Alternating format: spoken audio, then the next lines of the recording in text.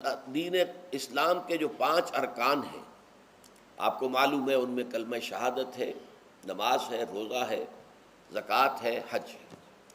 تو ان میں سے ایک رکن جو ہے صیام، روزہ، اس کے بارے میں اس کے جملہ احکام، ابتدائی احکام کیا تھے، تکمیلی احکام کیا تھے، پھر اس کی حکمت درجہ بدرجہ۔ روزہ محض روزہ ہوتا تو اس کی حکمت کیا تھی، مقصد کیا تھا، اور روزے کے ساتھ رمضان مبارک کا پروگرام قیام اللیل کو شامل کیا گیا تو اس کا مقصد کیا ہے، اس کا مطلوب کیا ہے، اس کا مقصود کیا ہے۔ یہ ساری چیزیں جو ہے وہ ایک مقام پر آ گئی۔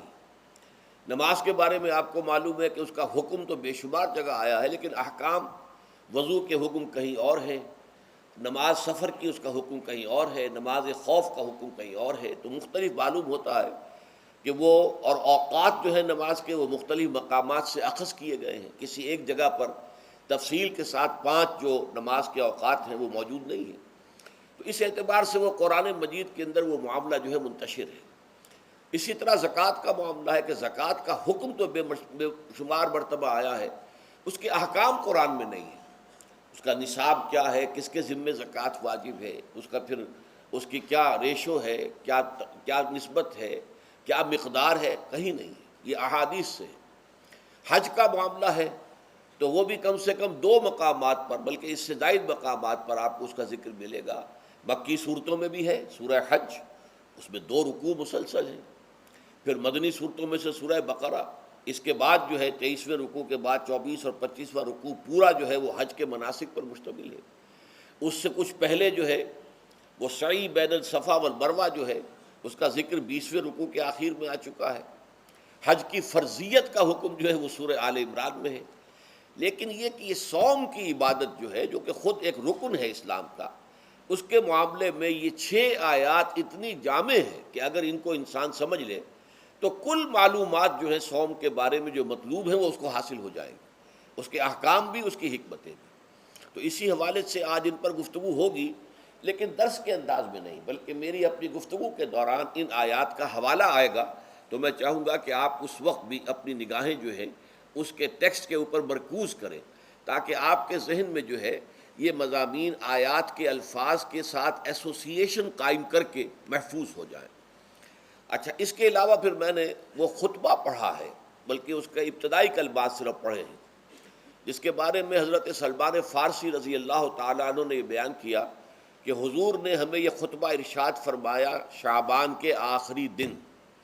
تو یہ گویا کہ اس مناسبت سے آج ہمارا اس خطبے کو پڑھنا جو ہے بہت ہی موزوں ہے، اس لیے کہ یہ خطبہ جو ہے آج، جیسا کہ میں نے عرض کیا، ہو سکتا ہے بلکہ غالب امکان اسی کا ہے کہ آج شعبان کا آخری دن ہے۔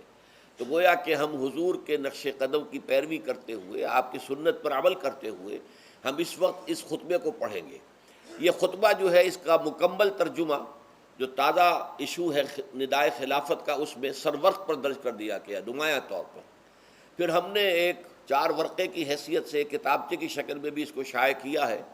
بدقسمتی سے اس کا اہتمام نہیں ہو سکا کہ وہ یہاں سب کے لیے پیش کیا جاتا، لیکن یہ کہ کچھ نہ کچھ نسخے اس کے یہاں آئے ہیں، اس میں بھی یہ پورا خطبہ درج ہے۔ پھر ایک ناشر نے، جن کا تعلق ایسے تنظیم اسلامی کے ساتھ ہے، اس کو خوبصورت انداز میں شائع کیا ہے 4 ورقے کو، لیکن اس کی انہوں نے قیمت رکھی ہے کہ اس کے 10 نسخے 10 روپے میں آپ کو مل جائیں گے، تاکہ آپ زیادہ سے زیادہ لیں اور تاکہ لوگوں میں تقسیم کریں، تاکہ وہ ذہنی تیاری جو ہے، ذہنی اور قلبی اور روحانی، رمضان مبارک کی برکات سے صحیح طور پر مستفید ہونے کے لیے اس میں آپ کے دوست، اعزاء و قارب، رشتہ دار بھی شریک ہو سکیں۔ میں سب سے پہلے اب آغاز کر رہا ہوں اسی خطبے کے ان الفاظ سے کہ جو یہاں پر درج ہیں، آپ بھی اس کی متن پر نگاہ رکھیے۔ ان سلمان الفارسی رضی اللہ عنہ، حضرت سلمان فارسی رضی اللہ تعالی عنہ سے یہ روایت ہے۔ حضرت سلمان آپ کو معلوم ہے کہ ایران میں پیدا ہوئے، اور ان کے والد جو ہیں وہ آتش کدے کے بڑے ذمہ دار آدمی تھے، لیکن ان کو نفرت پیدا ہوئی کہ یہ آگ ہم خود جلاتے ہیں، ایندھن اس میں نہ ڈالیں تو بجھ جاتی ہے، ہم کیسے اس کے سامنے ہاتھ جوڑ کر کھڑے ہو جائیں اور اس سے دعائیں مانگیں۔ بہرحال اس بنا پر جو بھی چپقلش ہوئی، تو جیسے حضرت ابراہیم علیہ السلام کو ان کے والد نے گھر سے نکال دیا تھا، انہیں بھی گھر سے نکلنا پڑا۔ جیسے حضرت ابراہیم نے پھر ہجرت کی تھی اور وہ عراق سے جو ہے شام کی طرف منتقل ہوئے تھے، تو تو یہ ایران سے شام کی طرف منتقل ہوئے، وہاں جا کر انہوں نے عیسائیت کا مذہب اختیار کیا، راہبوں کے پاس رہے۔ آخری راہب جس کے پاس تھے زیر تربیت و تعلیم تھے، تو جب اس کے انتقال کا وقت آیا تو انہوں نے کہا کہ مجھے تو ابھی تشفی نہیں ہوئی پورے طور سے، آپ نے بہت کچھ سکھایا ہے، بہت کچھ سمجھایا ہے، اور میں نے آپ سے بہت کچھ فیض حاصل کیا ہے، لیکن ابھی تو مجھے تشفی نہیں ہوئی، اب آپ کا انتقال ہو رہا ہے، میں آپ کے بعد کس کے پاس جاؤں؟ تب اس نے کہا کہ میرا علم مجھے بتاتا ہے کہ نبی یہ آخر الزمان کا ظہور اب قریب ہے، اور وہ جنوب میں کھجوروں کی سرزمین میں ہوگا، تو تم جاؤ، ٹرائی یور لک، جاؤ دیکھو شاید قسمت تمہیں ان کے قدموں میں پہنچا دے۔ تو وہ وہاں سے روانہ ہوئے ایک قافلے کے ساتھ، قافلے پر ڈاکوؤں نے حملہ کیا، انہیں پکڑ کر غلام بنا لیا، غلام بنا کر بیچ دیا، لیکن یہ دیکھیے قسمت ان کی کہ مدینے کے ایک یہودی نے خرید لیا، اب مدینے پہنچ گئے۔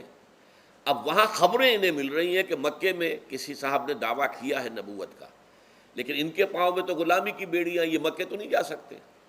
تو میں کہا کرتا ہوں کہ یہ اس شخص کی قسمت ہے کہ جیسے ہم کہتے ہیں کہ پیاسا کنویں کے پاس جایا کرتا ہے، کنواں تو پیاسے کے پاس نہیں آتا، لیکن یہاں کیا ہوا، کنواں چل کر پیاسے کے پاس پہنچا ہے۔ محمد الرسول اللہ صلی اللہ علیہ وسلم ہجرت فرما کر مدینہ تشریف لے آئے۔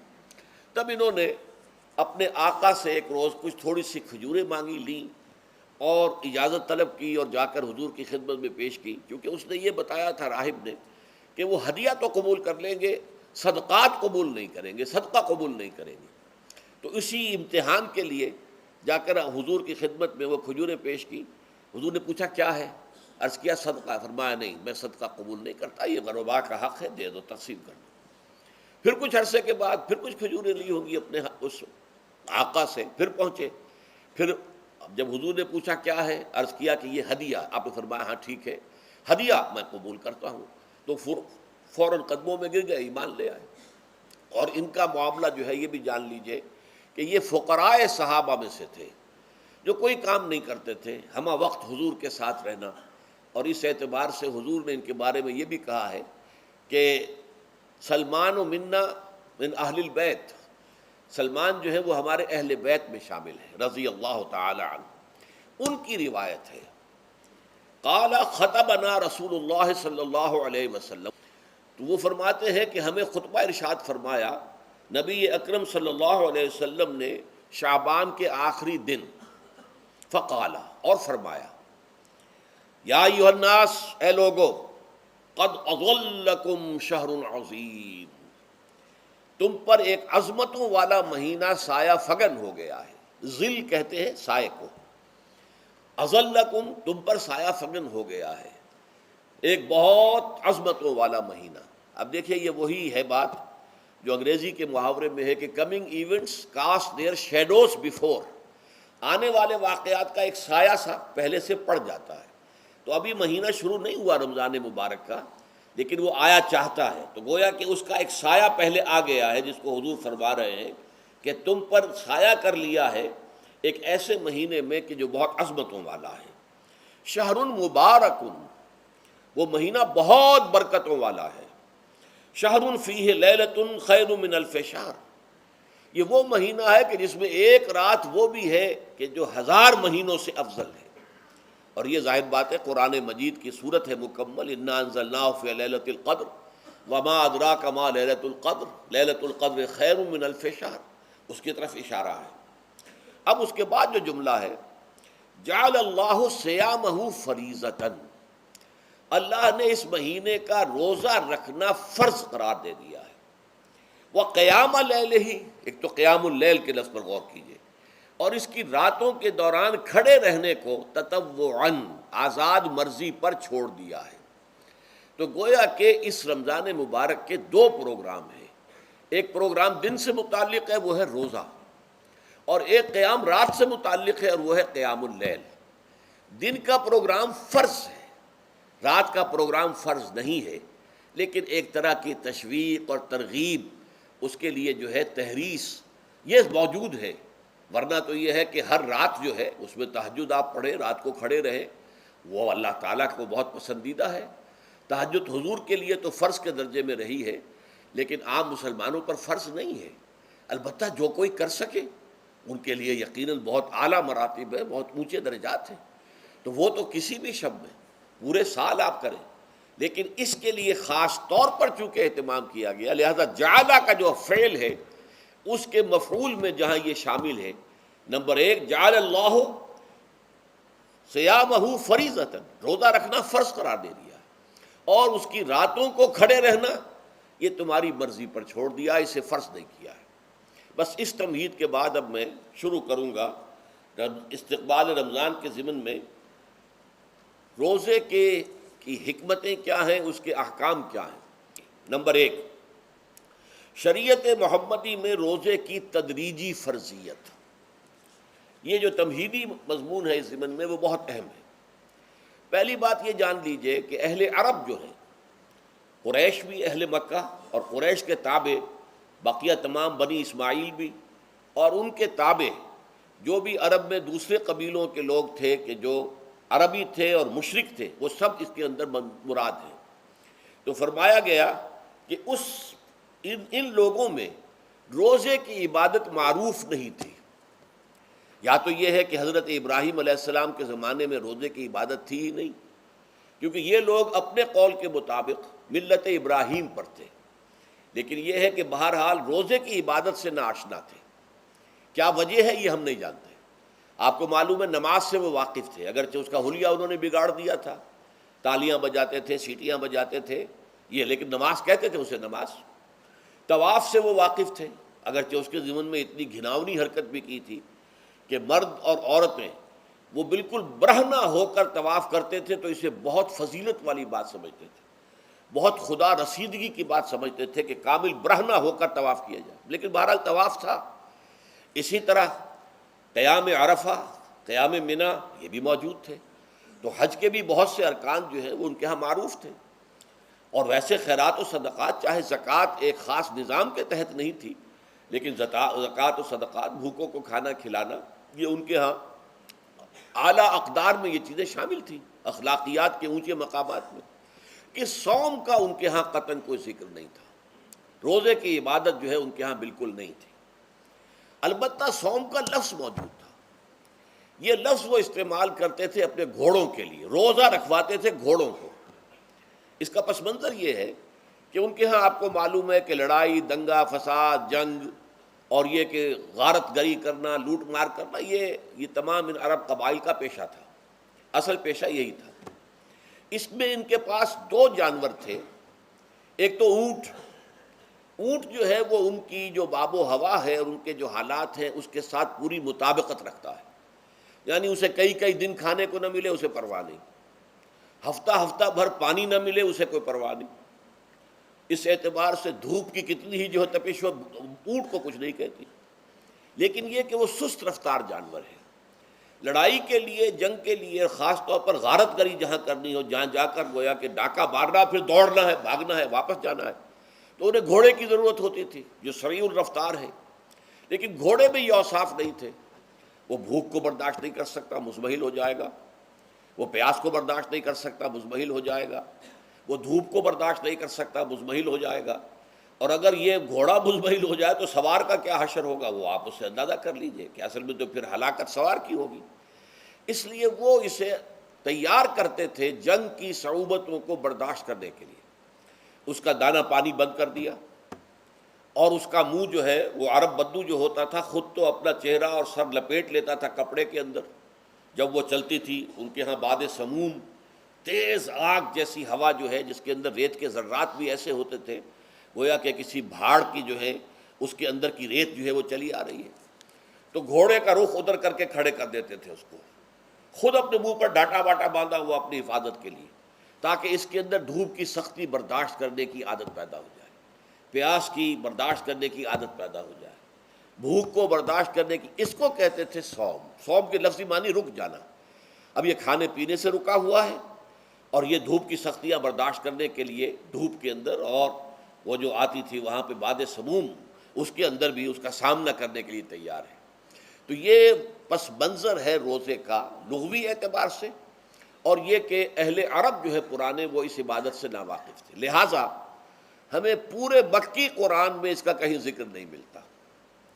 البتہ مدینے میں جب حضور تشریف لائے اور صحابہ کرام ہجرت کے بعد، تو یہاں آپ نے دیکھا کہ یہودی جو ہے وہ روزہ رکھتے ہیں یوم عاشورہ کا، 10 محرم کا.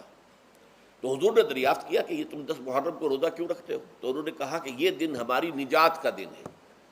10 محرم کو اللہ تعالیٰ نے فرعون کو غرق کیا تھا اور ہمیں نجات دی تھی اس کے ظلم و ستم سے، تو شکرانے کے طور پر ہم روزہ رکھتے ہیں. تو حضور نے فرمایا کہ موسیٰ کے تو پھر ہم تم سے زیادہ حقدار ہیں، ہم موسیٰ کو مانتے ہیں علیہ الصلاۃ والسلام، ان کی عزت کرتے ہیں، قدر کرتے ہیں، تو ہم بھی روزہ رکھیں گے.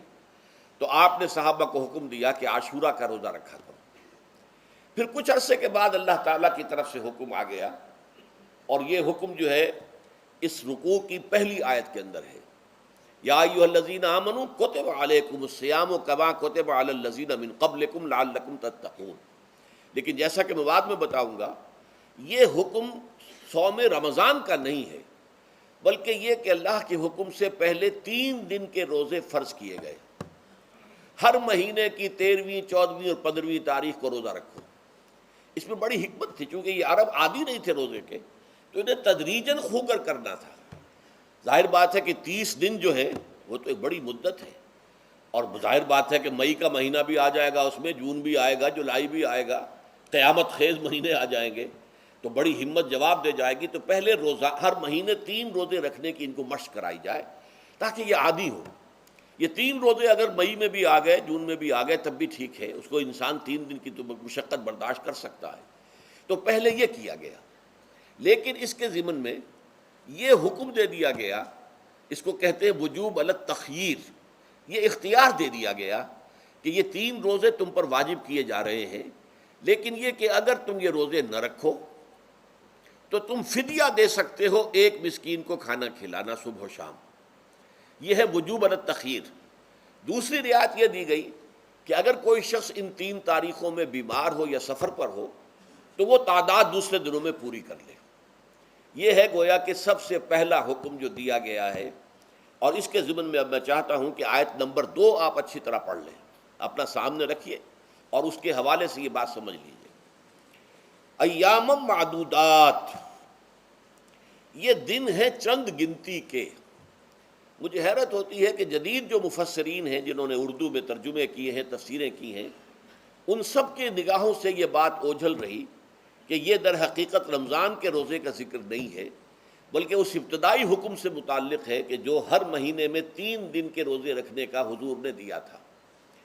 لیکن یہ کہ میرا اپنا ذاتی واقعہ یہ ہے زندگی کا، اور یہ اہم واقعات میں سے ہے. میں جب میڈیکل کالج میں پڑھتا تھا، سمجھیے 19-20 سال کی میری عمر، اس وقت بھی مجھے یہ احساس ہوا تھا کہ یہ جو 2 آیات آئی ہیں یہاں ایک دوسرے کے تقابل میں، یہ بیک وقت نازل نہیں ہو سکتی، ان میں وقفہ ہوگا. اور یقیناً پہلا حکم کسی اور پس منظر میں ہے، دوسرا حکم جو بعد میں ہم دیکھیں گے وہ کسی اور پس منظر میں ہے. تو میری رائے یہ تھی، اور میں اس پر قائم بھی تھا، بیان بھی کرتا تھا، لیکن ڈرتا تھا، اس لیے کہ اس وقت تک جتنی تفسیریں میں نے دیکھی تھی، ترجمے دیکھے تھے، ان میں سے کسی نے یہ بات کہی نہیں تھی.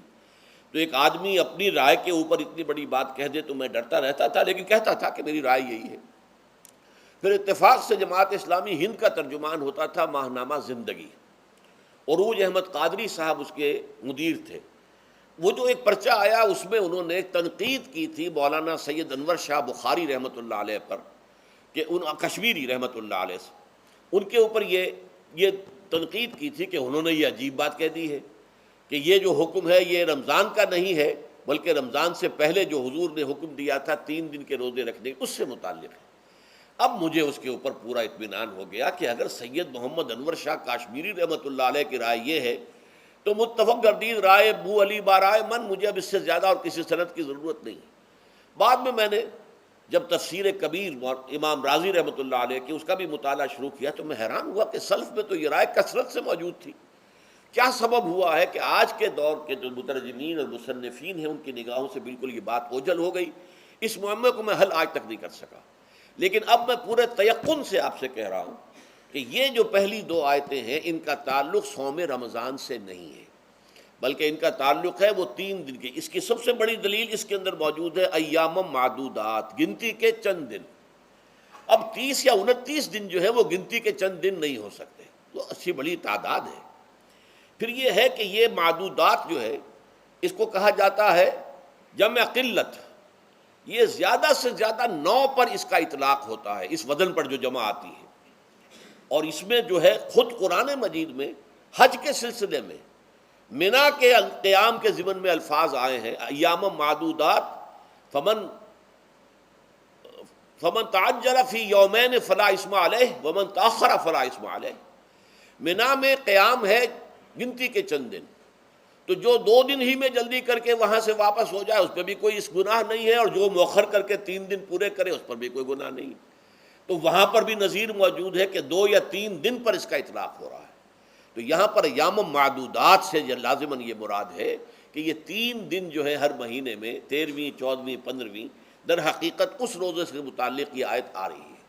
اور یہ بھی نوٹ کر لیجئے کہ رمضان کے روزے کی فرضیت کے بعد بھی حضور کا معمول اور آپ کے صحابہ کا، اور جو بھی ہمارے ہاں اتباع کرتے ہیں حضور صلی اللہ علیہ وسلم کا نوافل میں بھی ان کا یہ معمول ہے۔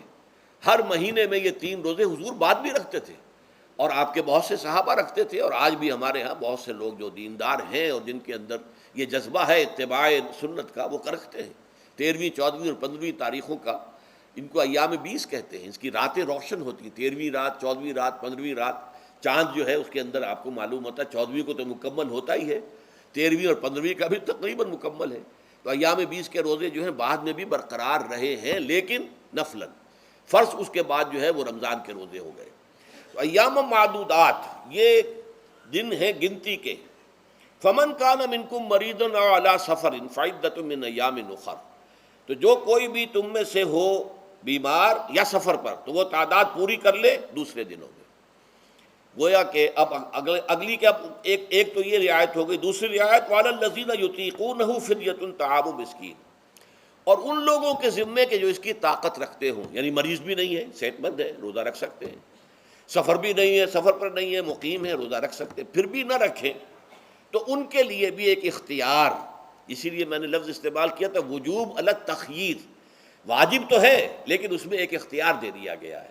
وہ اختیار کیا ہے؟ فدیۃ طعام مسکین، تو پھر یہ ہے کہ ایک مسکین کو کھانا کھلا دینا۔ فدیہ کہتے ہیں کسی چیز کا بدل ہو جائے، جیسے کہ جنگی مجرم ہے اس کا فدیہ ہے، گویا کہ اس کو دے کر وہ پھر آزاد ہو جائے گا، فدیہ اس کو کہتے ہیں۔ ففدیۃ طعام مسکین، لیکن یہ ہے کہ فمن تطوع خیرا فہو خیر اللہ، اور جو نیکی سے خیر کرنا چاہے مزید تو وہ اس کے لیے بہتر ہے، ایک کے بجائے 2 کو کھلائے، 3 کو کھلائے، 4 کو کھلائے، 10 کو کھلائے، تو یہ تو ترغیب ہے، لیکن کم سے کم ایک مسکین کو کھانا کھلانا 2 وقت کا۔ وَأَن تَصُومُوا خَيْرٌ لَكُمْ، اب دیکھیے یہ لفظ بول رہے ہیں، اگر تم روزہ رکھو تو یہ تمہارے حق میں بہتر ہے، یعنی اگرچہ اختیار تمہیں دے دیا ہے، اختیار یہ ہے کہ روزہ رکھو، اگر نہ رکھو تو فدیہ دے دو ایک مسکین کا کھانا، لیکن اگر تم روزہ رکھو، ان کنتم تعلمون، اگر حقیقت میں تم علم رکھتے ہو کہ روزے کے اندر کیا کیا برکات ہیں، تو تمہیں روزہ لازماً رکھنا چاہیے۔ تشویق اور ترغیب موجود ہے، لیکن یہ کہ اس کی فرضیت یا وجوب نہیں ہے۔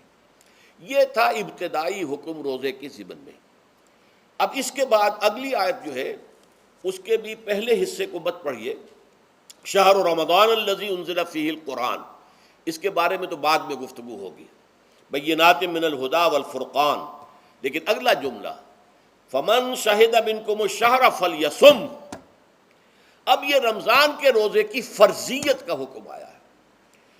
رمضان کا مہینہ وہ ہے جس میں قرآن نازل کیا گیا، اس کے بارے میں جیسا کہ میں نے عرض کیا پھر بعد میں عرض کروں گا، لیکن جو شخص بھی تم میں سے موجود ہو اس مہینے میں، اپنے گھر میں موجود ہے، اپنے شہر میں موجود ہے، سفر پر نہیں ہے، یا یہ ہے کہ جو شخص بھی اس مہینے کو پائے، اس کی زندگی میں یہ مہینہ آ جائے، یہ برکتوں کا ایک موقع اسے مزید حاصل ہو جائے، فلیصم، یہ امر کا صیغہ ہے، یہ وجوب ہے مطلقاً۔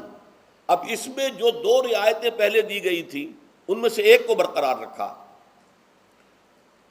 وَمَنْ كَانَ مَرِيضًا أَوْ عَلَى سَفَرٍ فَعِدَّةٌ مِّنْ أَيَّامٍ أُخَرَ، یہی وہ الفاظ ہیں جن کی بنا پر میرا گمان اس وقت بھی یہ تھا کہ یہ 2 بیک وقت نازل نہیں ہو سکتی آیات، یہ جو تکرار ہے بے معنی تکرار ہو جائے گی پھر اگر ایک ہی وقت میں نازل ہو رہی ہو، اور قرآن مجید کی فصاحت اور بلاغت سے یہ چیز بعید ہے کہ وہاں پر اس طرح کی تکرار بلا سبب ہو رہی ہو۔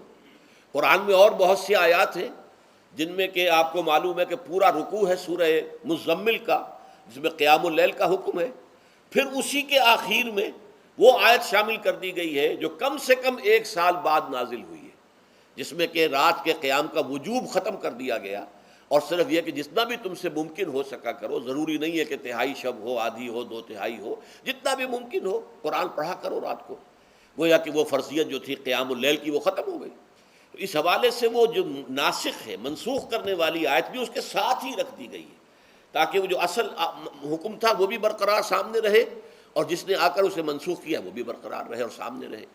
اسی طرح یہاں پر بھی یہ حکم آیا، کتنے عرصے کے بعد آیا یہ مجھے معلوم نہیں، لیکن یہ کچھ عرصے کے بعد آیا ہے کہ رمضان کا مہینہ وہ ہے کہ جس میں قرآن نازل کیا گیا ہے۔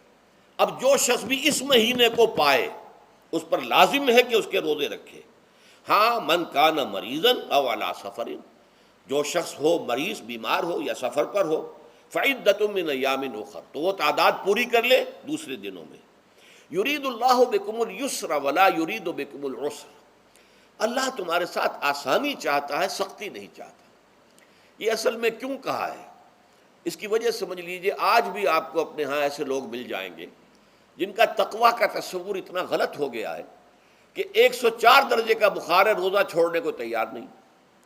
بھلے آدمیوں، اللہ نے تمہیں ایک رخصت دی ہوئی ہے تو خام خواہ اپنے اوپر یہ شدت کیوں لے رہے ہو؟ لیکن لیتے ہیں، روزہ چھوڑنے کو تیار، روزہ قضا نہیں کروں گا۔ سفر پر جا رہے ہیں اور روزہ قضا کرنے کو تیار نہیں۔ ایک موقع پر ایک غزوے کے دوران ایسا ہوا کہ کچھ لوگوں نے روزہ رکھا ہوا تھا، لیکن وہ اتنے یوں سمجھیے مزمحل ہو گئے کہ جب پڑاؤ پر پہنچے تو جن کا روزہ نہیں تھا انہوں نے تو بڑی چاق و چوبند طریقے سے خیمے نصب کیے، سارا بندوبست کیا، اور یہ جا کر بے سدھ ہو کر بے ہوش ہو کر گر پڑے۔ تو حضور نے فرمایا ان کو دیکھ کر، لیس من البر الصیام فی السفر، سفر میں روزہ رکھنا یہ کوئی نیکی کا کام نہیں ہے، یہ نیکی کا غلط تصور ہے کہ جو تم نے اپنے اختیار کر لیا۔ یہ تمہارے اندر تشدد پسندی پیدا ہو رہی ہے۔ دین کے احکام میں جو مقصد ہے وہ کیا ہے؟ یرید اللہ بکم الیسر ولا یرید بکم العسر۔ اسی پر عمل کرتے ہوئے حضور نے فرمایا ہے کہ جو بھی علماء دین ہیں یا جو رہنمایان دین ہیں ان کا کام کیا ہے؟ آپ نے فرمایا یسروا ولا تعسروا، دیکھو آسانیاں پیدا کرو، سختیاں پیدا نہ کرو۔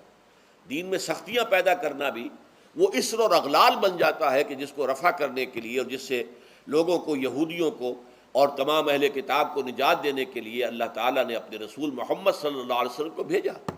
وَيَضَعُ عَنْهُمْ إِصْرَهُمْ وَالْأَغْلَالَ الَّتِي كَانَتْ عَلَيْهِمْ، کہ جہاں وہ نیکی کا حکم دیتے ہیں، بدی سے روکتے ہیں، پاکیزہ چیزوں کو حلال ٹھہراتے ہیں اور خبیث چیزوں کو، ناپاک چیزوں کو حرام قرار دیتے ہیں، وہیں وہ لوگوں کے اوپر سے وہ بوجھ بھی ختم کرتے ہیں کہ جو انہوں نے خام خواہ اپنے اوپر لاد لیے۔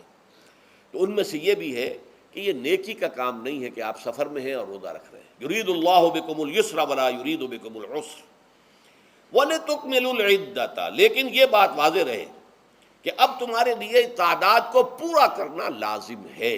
یہ نہیں ہے کہ آپ اس کی جگہ پر فدیہ دے دیں تو بات پوری ہو جائے گی، نہیں۔ روزے کی تعداد، آپ کے رمضان میں 2 روزے 3 روزے چھوٹ گئے بیماری کی وجہ سے، ٹھیک ہے، لیکن دوسرے دنوں میں اس کی قضا دینی لازم ہے۔ وہ روزے رکھنے جو ہے آپ پر لازم ہے، ان کا کوئی بدل جو ہے وہ فدیہ نہیں ہو سکتا۔ البتہ یہ نوٹ کر لیجئے، یہ حکمت نبوی ہے کہ یہاں اگرچہ وہ فدیے کا حکم جو ہے گویا کہ بظاہر قرآن مجید کے الفاظ سے محسوس ہوتا ہے کہ مطلقاً منسوخ ہو گیا، لیکن حضور نے اس کو خاص حالتوں میں باقی رکھا ہے۔ کوئی شخص اتنا بوڑھا ہو چکا ہے یا خاتون اتنی بوڑھی ہو چکی ہے کہ دن بھر کا فاقہ جو ہے اس میں اندیشہ ہے کہ کہیں ہلاک نہ ہو جائے۔ کوئی مریض ہے، مرد ہے یا عورت ہے، وہ ڈائبٹیز کی مریضہ ہے، اس کو وہ شوگر کا مرض ہے اور وہ اس کو برداشت نہیں کر سکتی، شوگر لیول بہت نیچے ہو جائے تو موت واقع ہو سکتی۔ کوئی ایسا مریض ہے جس کو مرض سے شفا پانے کی اب کوئی امید ہے ہی نہیں کہ میں مرض سے شفا پا جاؤں گا یا پا جاؤں گی تو اس کے بعد میں روزہ مکمل کر دوں گی، نہیں۔ ایسے لوگوں کے لیے حضور نے اس رعایت کو برقرار رکھا ہے کہ ایسے لوگ اگر ایک مسکین کو کھانا کھلا دیں تو یہ فدیہ بن جائے گا۔ لیکن جو بھی شخص صحت مند ہو اور صحت کی توقع رکھتا ہو، اور جو شخص بھی طاقت رکھتا ہو روزے کا قضا کر دینے کا، اس کے لیے لازم ہے کہ روزوں کی قضا کرے۔ وَلِتُكْمِلُوا الْعِدَّةَ وَلِتُكَبِّرُوا اللَّهَ عَلَىٰ مَا هَدَاكُمْ، اور تاکہ تم اللہ کی کبریائی کا اعلان کرو اس چیز پر کہ جو اس نے تمہیں ہدایت عطا فرمائی ہے۔ اب اس کا ایک تو ظاہر ہے کہ جب روزے ختم ہوتے ہیں عید الفطر میں تکبیر، اضافی تکبیرات کے ساتھ 2 رکعتیں ہیں جو ہم ادا کرتے ہیں۔ احناف کے نزدیک 6 اضافی تکبیرات ہیں اور اہل حدیث کے نزدیک 12 ہیں، لیکن تکبیرات ہیں اضافی۔ اور یہ کہ جاتے ہوئے اور آتے ہوئے عید کے لیے آپ جا رہے ہیں تو تکبیرات پڑھتے ہوئے جائیے، واپس آ رہے ہیں تکبیر پڑھتے ہوئے آئیے، اور یہ بھی کہ جاتے ہوئے راستہ کوئی اور، آتے ہوئے راستہ کوئی اور اختیار کیجئے، تاکہ پورا شہر، پوری بستی جو ہے تکبیر کی آواز سے گونج جائے۔ یہ ظاہر ہے، باطن اس کا کیا ہوگا؟ اللہ کی کبریائی کا اعلان کرو، اللہ کی کبریائی کو نافذ کرنے کی کوشش کرو۔ جب اللہ نے تمہیں ہدایت دے دی ہے، تمہیں اپنے دین حق سے نواز دیا ہے، اب تمہارا فرض ہے کہ اس کو قائم کرو، اس کے لیے جد و جہد کرو، اس کے لیے تن من دھن لگاؤ، اس کے لیے جان اور مال سے جہاد کرو۔ وَلِتُكَبِّرُوا اللَّهَ عَلَى مَا هَدَاكُمْ وَلَعَلَّكُمْ تَشْكُرُونَ، اور تاکہ تم واقعتاً شکر کرو۔ اس پر بھی گفتگو بعد میں ہوگی۔ یہ حکمت صوم کے حوالے سے ہے یہ لفظ۔ اس کے بعد جو ہے ایک آیت چھوڑ کر پھر اگلی 5ویں آیت پڑھیے۔ یہ ہے تکمیلی احکام۔ ابتدائی احکام آ گئے، نمبر 2 میں صوم رمضان کا حکم آ گیا۔ نمبر 3 پر ہوا کیا تھا کہ جب روزوں کا حکم دیا گیا تو چونکہ مثال آپ نے رکھی تھی یہود کی کہ یہود جو ہے عاشورہ کا روزہ رکھتے ہیں تو ہم بھی کیوں نہ رکھیں، مسلمانوں تم بھی رکھو۔ اس سے گمان یہ کیا گیا کہ جو احکام یہود کی شریعت میں ہیں روزے کے، شاید وہی ہماری شریعت میں بھی ہے، اور ان کی شریعت میں یہ تھا کہ رات کو سو گئے تو روزہ شروع ہو گیا، اور وہ روزہ اب نہ کوئی سحری ہے نہ رات میں کے دوران کوئی میاں اور بیوی جو ہے وہ ہم بستری کر سکتے ہیں، بلکہ یہ کہ وہ روزہ صبح سے لے کر پھر جب رات کے بعد صبح آئے گی، صبح سے پھر دوپہر اور شام اور غروب آفتاب پر جا کر روزہ ختم ہوگا۔ گویا کہ کم و بیش 20 گھنٹے کا روزہ یا 21 گھنٹے کا روزہ، کیونکہ اگر غروب آفتاب کے 3 گھنٹے بعد آدمی سو گیا تو وہاں سے جو روزہ شروع ہوا ہے تو غروب آفتاب پر اگلے روز جو ہے وہ ختم ہوگا، تو ہو جائے گا 20-21 گھنٹے کا روزہ۔ یہ روزے کا حکم لوگوں نے سمجھا، اس کی صراحت کوئی نہیں تھی، لیکن لوگ جو ہے چونکہ صراحت منفی بھی نہیں تھی، مثبت بھی نہیں تھی، لہذا وہ رات کے وقت میں جب جو دن ہوتے تھے روزوں کے، ان کی راتوں میں وہ اپنی جو بھی ایک طبعی ضرورت ہے، جو ہم بستری ہے میاں اور بیوی کی، شوہر اور بیوی کی، وہ کر گزرتے تھے۔ جذبات کے اندر جو بھی اس وقت ان کی احتیاج ہوئی، دل میں کھٹک رہتی تھی کہ پتہ نہیں ہم نے یہ صحیح کام کیا نہیں کیا، غلط کیا، تو اس سے یہ کہ ظاہر بات ہے کہ پھر قرآن مجید اسے قرار دے رہا ہے اپنے آپ سے خیانت کرنا۔ جب انسان اپنے ضمیر کے خلاف کوئی بات کر رہا ہو تو چاہے وہ بات صحیح ہے لیکن وہ اسے گناہ سمجھ کے کر رہا ہے تو اس نے تو گناہ کیا، وہ اپنے آپ سے تو خیانت کر رہا ہے۔ ایک شخص ہے وہ بکری کا گوشت کھا رہا ہے لیکن سمجھتا یہ کہ یہ سور کا گوشت ہے، تو اس نے تو سور ہی کا کھایا نا، اس نے بکری کا تو نہیں کھایا، لیکن اس نے سمجھا یہ کہ یہ سور کا گوشت اور کھا رہا ہے۔ تو اس حوالے سے ایک دغدغہ سا دل میں رہتا تھا، پریشانی۔ تو اب جو یہ 5ویں آیت ہے، طویل ترین آیت ہے اس سلسلے کی، اس میں روزے کے تکمیلی احکام آ گئے جو ابدی ہیں، آج تک قائم ہیں اور قیامت تک قائم رہیں گے۔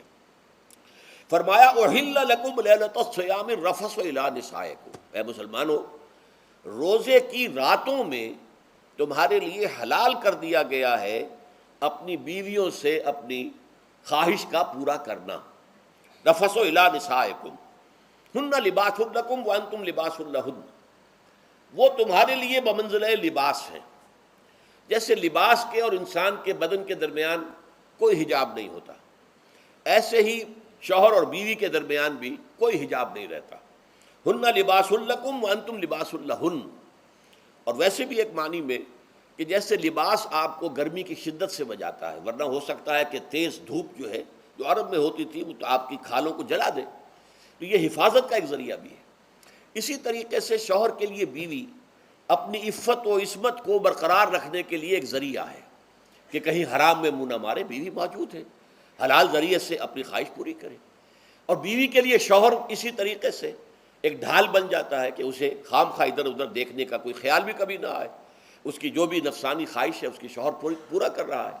تو اس اعتبار سے بھی ہن لباس لکم وانتم لباس لہن، علم اللہ انکم کنتم تختانون انفسکم، اللہ کے علم میں ہے کہ تم اپنے آپ سے خیانت کر رہے تھے۔ اس کی وضاحت میں پہلے کر چکا ہوں کہ دل میں یہ دغدغہ تھا کہ یہ حرام کام اور کر رہے ہیں، یہ گویا کہ اپنے آپ سے خیانت، اللہ سے بغاوت نہیں تھی۔ کیوں کہ اللہ تعالیٰ کی طرف سے تو حکم تمہیں معلوم تھا ہی نہیں ابھی، آیا اس کی اجازت ہے یا نہیں ہے، لیکن اپنے آپ سے تو خیانت کر رہے ہو نا، تم یہ سمجھ رہے تھے کہ یہ نہیں ہونا چاہیے، یہ گویا کہ ممنوع ہے اور کر رہے تھے، تو اس کو کہا کہ تم اپنے آپ سے خیانت کر رہے تھے۔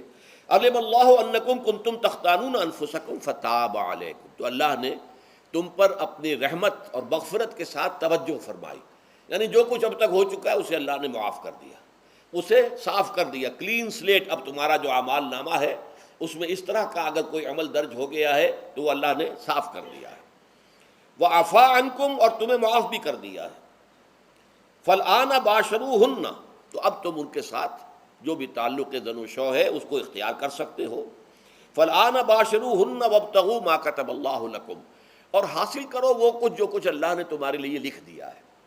یہ تعلق زن و شے سے دو چیزیں ہیں کہ جو مقصود ہیں، ایک تو سب جانتے ہیں اولاد، ہر انسان کی خواہش ہوتی ہے کہ میری نسل کا تسلسل باقی رہے، لیکن نمبر دو ایک شے اور ہے، قرآن مجید میں بیان کیا گیا، بولے تسکنوا الیہا، اس میں ایک سکون ہے، اس میں جو بھی ہے، جو بھی عمل ہے مباشرت کا، اس میں ایک اعصابی طور پر سکون کی کیفیت انسان کو حاصل ہوتی ہے، تو یہ بھی مطلوب و مقصود ہے۔ تو ما کتب اللہ لکم، تمہارے لیے اللہ نے اس میں ایک تو اولاد کا معاملہ رکھ دیا ہے اور ایک تمہارے لیے سکون کا، لتسکنوا الیہا، تاکہ تم ان کی طرف توجہ کر کے سکون حاصل کرو۔ فالآن باشروہن وابتغوا ما کتب اللہ لکم وکلوا واشربوا، اب سحری کا حکم آ گیا، وکلوا واشربوا حتی یتبین لکم الخیط الابیض من الخیط الاسود من الفجر، اور کھاتے رہو اور پیتے رہو یہاں تک کہ تمہارے لیے فجر کے وقت کے اعتبار سے سفید ڈوری سیاہ ڈوری سے بالکل علیحدہ ہو جائے۔ اصل میں اس کو بعض صحابہ نے تو سمجھا کہ یہ لغوی معنی اس کے لیے کہ آپ اپنے تکیے میں ایک سفید دھاگا رکھ لیا اور ایک کالا رکھ لیا، اور دیکھتے رہتے تھے، جب یہ سفید اور کالا علیحدہ علیحدہ نظر آنے لگے تو پھر روزے کا رکھنے کا وقت شروع ہو چکا اور اب کھانا پینا بند کر دیا جائے۔ فرمایا گیا یہ مراد نہیں ہے، یہ جب پاؤں پھٹتی ہے تو اس کے اندر ایک سفید سی لکیر جو ہے افق کے اوپر آتی ہے، یہ ہے مراد، کہ وہ جو سفید لکیر ہے وہ ظاہر ہو جائے اور وہ رات کے اختتام کا گویا کہ ایک اعلان اور علم بن جائے۔ تو وَكُلُوا وَاشْرَبُوا، اب اس کی جو ہے بڑی تاکید کی گئی ہے، تسحروا فإن فی السحور برکۃ، سحری ضرور کیا کرو، اور یہ در حقیقت برکت کا ذریعہ ہے۔ یہ بھی آپ نے فرمایا ہمارے اور یہود کے روزے کے مابین جو فرق ہے وہ سحری ہے، یہ سحری، کیونکہ روزہ جو ہے وہ فجر سے لے کر اور غروب آفتاب تک ہے، طلوع آفتاب سے نہیں، فجر سے، جبکہ وہ سپیدہ سحر جس کو ہم کہتے ہیں نمودار ہو جائے، طلوع آفتاب کو ابھی 1.5 گھنٹے بعد ہوگا کہیں جا کر، لیکن اس وقت جو ہے روزہ شروع، غروب آفتاب پر ختم۔ اس حوالے سے اس سے پہلے کھانا پینا، اور اس میں بھی فرمایا گیا کہ بعض لوگ بہت زیادہ احتیاط کرتے ہیں، وہ صحیح نہیں ہے، اس لیے کہ فجر کے لیے اذان جب دیتے تھے تو اس میں بعض حضرات ذرا جلدی کرتے تھے، حضور نے فرمایا کہ نہیں دیکھو یہ ذرا جلدی کر دیتے ہیں، اگر تم میں سے کسی کے ہاتھ میں پیالہ ہے، ابھی وہ کچھ کھا رہا ہے، اذان ہو گئی ہے، تو وہ اپنا پیالہ پورا کر لے، اس میں بھی تشدد کی ضرورت نہیں، جیسے کہ اس سے پہلے ہم پڑھ چکے یسروا ولا تعسروا، یرید اللہ بکم الیسر ولا یرید بکم العسر، اللہ تمہارے ساتھ آسانی چاہتا ہے، سختی نہیں چاہتا۔ تو اسی طرح فرمایا وَكُلُوا وَاشْرَبُوا حَتَّى يَتَبَيَّنَ لَكُمُ الْخَيْطُ الْأَبْيَضُ مِنَ الْخَيْطِ الْأَسْوَدِ مِنَ الْفَجْرِ ثُمَّ أَتِمُّوا الصِّيَامَ إِلَى اللَّيْلِ، پھر اب روزے کو پورا کرو رات تک۔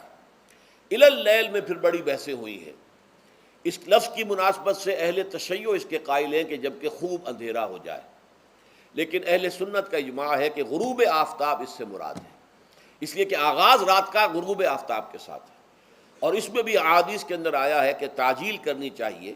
بعض لوگ وہی جو میں نے عرض کیا کہ تقویٰ کے تحت جو ہے، جیسے کہ سفر میں بھی روزے رکھتے ہیں، یا 104 بخار کے درجے میں بھی وہ روزہ قضا کرنے کو تیار نہیں ہوتے، ایسے ہی وہ تاخیر کرتے ہیں اپنے تقوی کے حساب سے، کہیں ایسا نہ ہو، کوئی غلطی نہ ہو جائے، کہیں یہ نہ ہو جائے، کہیں وہ نہ ہو جائے، تو پھر اس کے اندر وہ افطار میں، تو آپ نے فرمایا کہ قوم جو ہے اسی وقت صحیح رہے گی جب کہ وہ افطار میں عجلت سے کام لے، یعنی سحری کے اندر بہت زیادہ جلدی کرنے کی ضرورت نہیں، اگر اذان ہو رہی ہے اس کے دوران بھی اگر کچھ کھا پی رہے ہو تو کھا پی لو، مکمل کر لو۔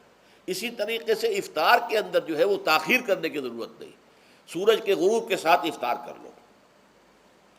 وَلَا تُبَاشِرُوهُنَّ وَأَنْتُمْ عَاكِفُونَ فِي الْمَسَاجِدِ، ہاں اپنی بیویوں سے تم مباشرت نہ کرو، تعلق زن و شو قائم نہ کرو جب کہ تم مسجدوں کے اندر معتکف ہو۔ یہ اعتکاف کا ذکر ہو گیا۔ رمضان کے آخری عشرے میں یہ اعتکاف جو مسنون ہے کہ 21ویں شب سے شروع ہو جائے گا، یعنی 20واں روزہ ختم ہوا اس کے ساتھ یہ اعتکاف شروع ہو گیا، اور پھر اعتکاف مسنون جو ہے وہ جب تک کہ چاند نظر نہ آ جائے شوال کا، عید کا، تو اس وقت تک یہ اعتکاف جاری رہے گا۔ یہ ہے مسنون اعتکاف۔ اس کی کیا حکمت ہے وہ میں بعد میں عرض کروں گا۔ تو یہ حکمت جو ہے اس کے حوالے سے گفتگو بعد میں ہو جائے گی، لیکن یہاں یہ بتا دیا گیا کہ یہ جو رمضان کی 20 راتوں میں اجازت دی گئی ہے اپنی بیویوں کے ساتھ ہم بستری کی، وہ اس معتکف کے لیے نہیں ہے۔ جو مسجد میں معتکف ہے تو ہاں اس کی اہلیہ آ سکتی ہے وہاں ملاقات کے لیے، کسی مشورہ کوئی کرنا ہے بہت ضروری ہے، آ جائے، ملاقات ہو سکتی ہے، لیکن یہ کہ مباشرت نہیں ہو سکتی، وہ حرام ہے۔ فرمایا وَلَا تُبَاشِرُوهُنَّ وَأَنْتُمْ عَاكِفُونَ فِي الْمَسَاجِدِ تِلْكَ حُدُودُ اللَّهِ، یہ اللہ کی حدود ہیں، شریعت اسلامی کی یہ حدود ہیں، فَلَا تَقْرَبُوهَا، تو ان کے قریب تک مت جاؤ۔ قرآن مجید میں اس اعتبار سے دو انداز تعبیر ہے کہ اللہ کی حدود ہے فَلَا تَعْتَدُوهَا، یہ اللہ کی حدود ہیں، ان سے تجاوز نہ کرو، اس حد کو پھلانگ نہ جاؤ، اس حد سے آگے نہ گزر جاؤ۔ یہاں ہے تقربوہا، اللہ تعالیٰ کی حدود کے قریب تک نہ جاؤ۔ اس کی وجہ ایک حدیث میں بیان کر دی گئی ہے کہ جیسے ہر بادشاہ کی ایک چراگاہ ہوتی ہے، وہ صرف شاہی جو بھی ہیں جانور ہیں ان کے، یا گھوڑے ہیں یا کوئی اور ہیں، ان کے چرنے کے لیے ہے، وہاں پہ کوئی رعایت کا کوئی آدمی اپنی بھیڑ بکریاں وغیرہ نہیں لے جا سکتا۔ وہ حما کہلاتا تھا کہ یہ شاہ کے لیے مخصوص ہے، لکل ملکن حمن وحم اللہ محارمہ، اللہ بھی بادشاہ ہے کائنات کا، ارض و سما کا، اس نے بھی جن چیزوں کو حرام کر دیا ہے وہ حما ہے، اس میں داخل نہیں ہونا تمہیں۔ تو فرمایا کہ جو چرواہا اپنی بھیڑوں کو بالکل اس کی آخری حد تک لے جائے گا تو اندیشہ ہے کہ کوئی بھیڑ کوئی بکری چھلانگ لگائے اور اس چراگاہ میں داخل ہو جائے۔ اس لیے کیپ ایٹ اے ڈسٹینس، ایک فاصلے پر رہو۔ احتیاط کا تقاضا یہ ہے کہ اس آخری حد کے قریب نہ جاؤ، فلا تقربوہا، اس کے قریب نہ جاؤ۔ ان حدود کی تو سختی کے ساتھ پابندی کرنی ہے۔ ان کے لیے یہ ہے کہ ان کو نہ صرف یہ کہ ان سے تجاوز نہیں کرنا، بلکہ ان سے ذرا کچھ فاصلے ہی پر اپنے آپ کو رکھنا ہے۔ کذالک یبین اللہ آیاتہ للناس، اسی طریقے سے اللہ تعالیٰ واضح کرتا ہے اپنی آیات کو لوگوں کے لیے، وَلَعَلَّهُمْ يَتَّقُونَ، اور تاکہ وہ پھر تقویٰ کریں، بچیں۔ جب احکام معلوم ہو گئے اب بچنا آسان ہے، جب احکام معلوم نہیں تو اندیشہ ہے کہ کہیں کسی حرام کے اندر جو ہے وہ ملوث ہو جائے۔ جیسے کہ ایک حدیث میں آتا ہے کہ الحلال بین والحرام بین وبینہما مشتبہات، حلال کیا ہے یہ بھی واضح ہے، حرام کیا ہے یہ بھی واضح ہے، البتہ ان دونوں کے مابین کچھ چیزیں ہوتی ہیں متشابہات، پتہ نہیں حلال ہے کہ حرام ہے، تو تم بچو، ان چیزوں سے بھی بچو، اس لیے کہ اس کے اندر حرام ہونے کا اندیشہ ہے نا، لہذا ان سے بھی بچو۔ جو صریحاً حلال ہے اسی پر اکتفا کرو، جن کے بارے میں تعین نہیں ہو پا رہا ہے کہ وہ حلال ہیں، البتہ یہ بھی ثابت نہیں ہو رہا ہے کہ وہ حرام ہیں، تو ان سے یہ تقویٰ کا تقاضا ہے۔ اگرچہ قانونی اعتبار سے یہ کہا جائے گا کہ وہ مباح ہے، جس شے کی حرمت کا ثبوت ہمیں کتاب اللہ اور سنت رسول سے نہ ملے وہ مباح ہے، لیکن یہ ہے کہ تقویٰ کا تقاضا یہ ہے، قانون کا تقاضا یہ کہ مباح کو آپ اختیار کریں گے تو آپ پر گرفت نہیں ہوگی، اس لیے کہ اس کی حرمت ثابت نہیں ہے، لیکن تقویٰ کا تقاضا یہ ہے کہ آپ صرف اس شے پر اکتفا کریں کہ جس کے حلال ہونے کے لیے ثبوت اور دلیل موجود ہے۔ تو یہ ہے کہ تلک حدود اللہ فلا تقربوها کذالک یبین اللہ لکم للناس آیاتہ للناس لعلہم یتقون۔ یہ احکام ہے تکمیلی روزے کے، جس کے ضمن میں نے کچھ احادیث نبویہ کے حوالے سے بھی ان کی مزید وضاحت کر دی۔ اب آئیے تیسری بات، روزے کا اصل حاصل کیا ہے۔ اب پہلی آیت پر ہمیں توجہ دینی ہوگی، یا ایھا الذین آمنوا کتب علیکم الصیام، اہل ایمان تم پر روزہ فرض کیا گیا، لکھ دیا گیا، طے کر دیا گیا، اگرچہ جیسا کہ میں نے عرض کیا یہ ابتدائی حکم ہے اور اس میں وجوب علی تخییر وہ بعد میں آ چکا دوسری آیت میں۔ کما کتب علی الذین من قبلکم، جیسے کہ یہ فرض کیا گیا تھا ان پر جو تم سے پہلے تھے، یعنی یہود اور نصارہ، ان پر بھی یہ روزہ جو ہے یہ فرض تھا۔ البتہ احکام مختلف ہو گئے، جیسے جمعے کا دن اور جمعے کو چھوڑ کر یہودیوں نے سبت کا دن اختیار کیا، عیسائیوں نے جو ہے وہ سنڈے کو اختیار کر لیا، لیکن احکام میں فرق ہے۔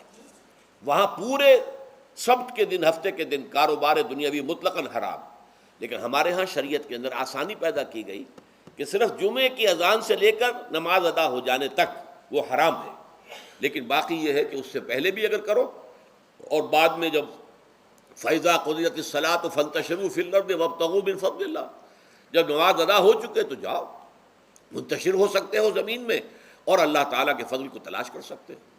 تو اسی طریقے سے اگرچہ حکم روزہ جو ہے وہ تو سابقہ امتوں میں بھی تھا، لیکن یہ اس کے احکام جو ہیں ان کے اندر تغیر و تبدل ہے۔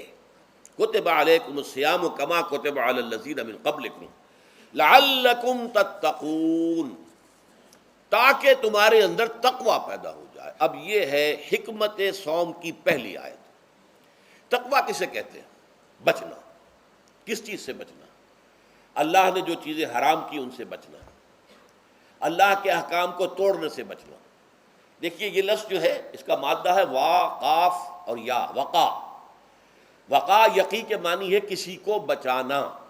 ہم دعا مانگتے وقنا عذاب النار، اے اللہ ہمیں آگ کے عذاب سے بچا لے، لیکن اتقا بنتا ہے باب افتعال، واو تے میں شامل ہو گئی تو اتقا، اور اسی سے تقوی ہے۔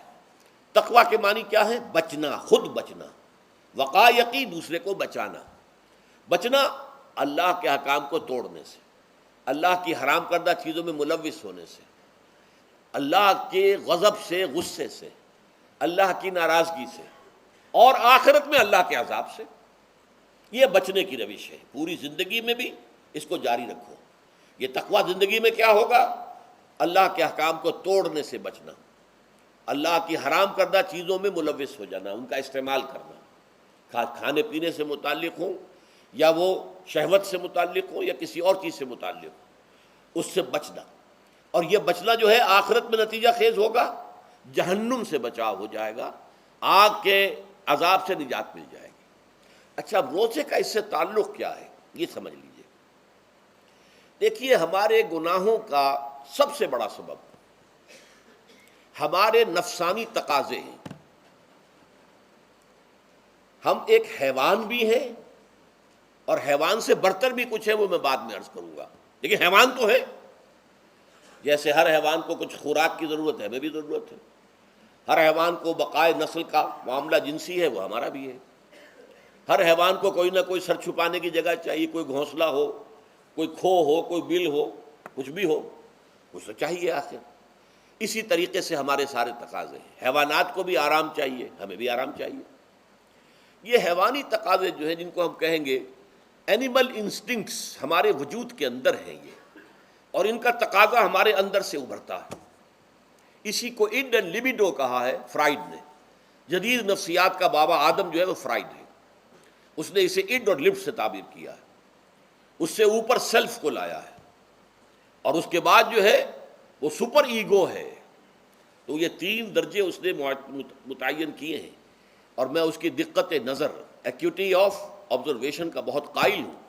اگرچہ نظریات کا جو نتیجہ اس نے نکالا ہے وہ غلط ہے، لیکن ایکویٹی آف آبزرویشن کا قائل ہوں کہ اس نے انسانی شخصیت کے 3 لیولز کو آئیڈینٹیفائی کیا ہے۔ یہی 3 لیولز ہمارے ہاں ہیں، نفس، قلب، روح، یہ 3 لیولز ہیں۔ اس نے کہا اڈ اینڈ لیبیڈو یہ لویسٹ ہے، پھر ایگو، سیلف، پھر سپر ایگو۔ 3 لیول وہ بھی مانتا، اگرچہ ان کی تعبیر اس نے غلط کی ہے، لیکن جہاں تک اڈ اور لیبیڈو کی تعبیر ہے وہ صحیح ہے، وہ حیوانی تقاضے۔ اچھا ان حیوانی تقاضوں کے بارے میں یہ بات بالکل واضح رہنی چاہیے کہ یہ اندھے بہرے ہیں، انہیں صرف اپنی گریٹیفیکیشن، اپنے تسکین سے جو ہے ساری بحث ہے، اس سے کوئی غرض نہیں کہ حلال ذریعے سے ہو حرام ذریعے سے ہو۔ پیٹ کھانے کو مانگتا ہے بھوک کے اندر، اب آدمی جو ہے حرام کے اندر بھی بیمار بیٹھتا ہے، یہاں تک کہ خود شریعت اجازت دیتی ہے کہ اگر جان پر بن جائے، آدمی جو ہے وہ فاقے سے مر رہا ہو تو وہ کوئی حرام چیز کھا کر بھی اپنی جان بچا سکتا ہے، لیکن عام حالات میں نہیں۔ لیکن ہو سکتا ہے ہمارا چٹخارا جو ہے وہ حرام کی طرف ہمیں لے جائے۔ کسی کو واقعتاً اللہ نہ کرے کہ سور کے گوشت کا چسکا لگ جائے، وہ اس کے بغیر بچتا ہی نہیں، کھاتا ہے۔ شراب کی عادت ہو گئی، پیتا ہے، یہ نہیں۔ تو ہمارا پیٹ مانگتا ہے، اور اسے اس سے غرض نہیں کہ حلال سے کھایا ہے یا حرام سے کھایا ہے۔ ہماری شہوت اپنی تسکین چاہتی ہے، اسے اس سے غرض نہیں کہ حلال سے یا حرام سے، جائز سے یا ناجائز سے۔ اسی طریقے سے ہمارے تمام تقاضے جو حیوانی ہیں، ایک تو یہ کہ بہت زوردار ہیں، اور چونکہ وہ اندھے بہرے ہیں، لہذا جو قرآن میں کہا گیا ان النفس لامارۃ بالسوء، یہ نفس تو بدی کا حکم دیتا ہی ہے۔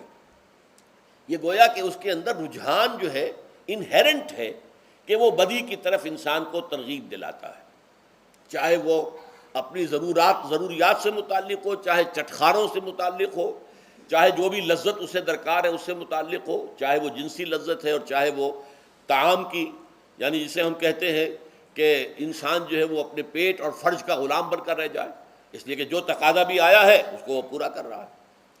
یہ جو کیفیت انسان کی ہے، اس کے لیے ایک مشق جو ہے وہ روزہ فراہم کرتا ہے۔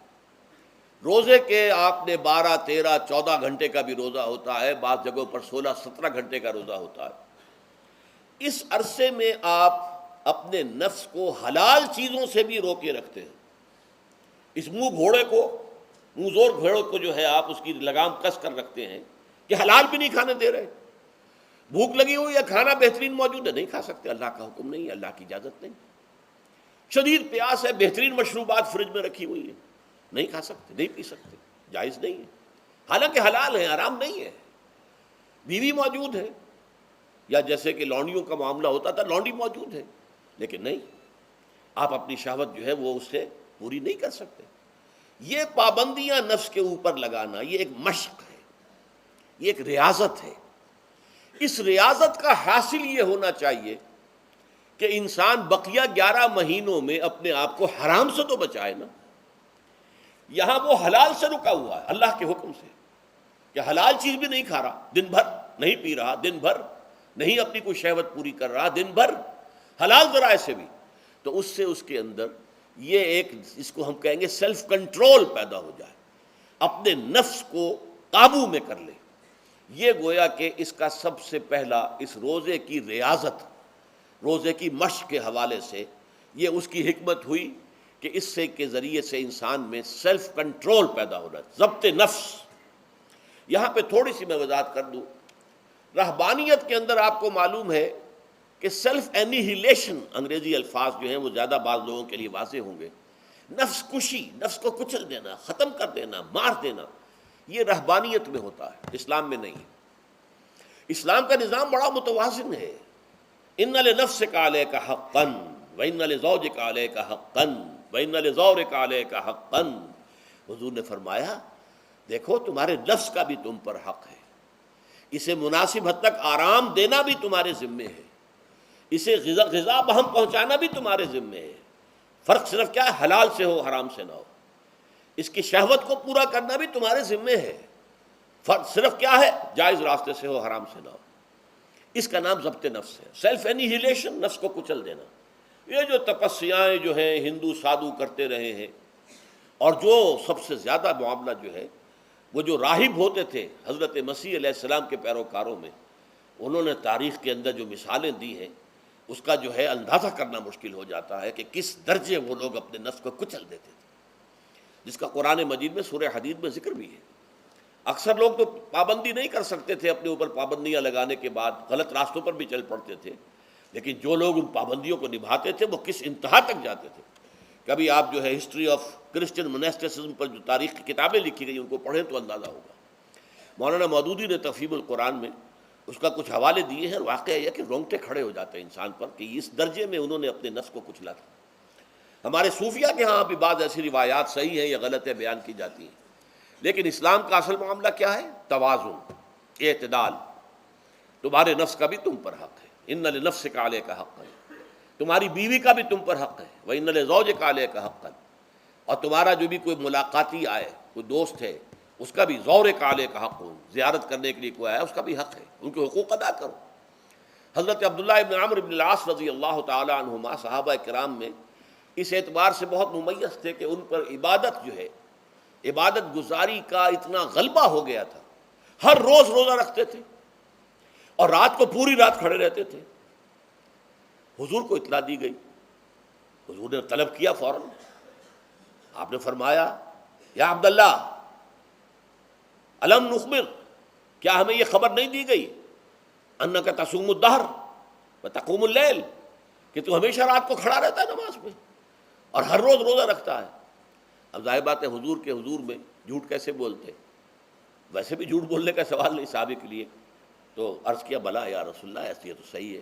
فرمایا لا تفعل، ہرگز ایسا مت کرو، فإن لنفسك عليك حقا وإن لزوجك عليك حقا وإن لزورك عليك حقا، تمہارے نفس کا بھی تم پر حق ہے، روزہ رکھو بھی اور افطار بھی کرو۔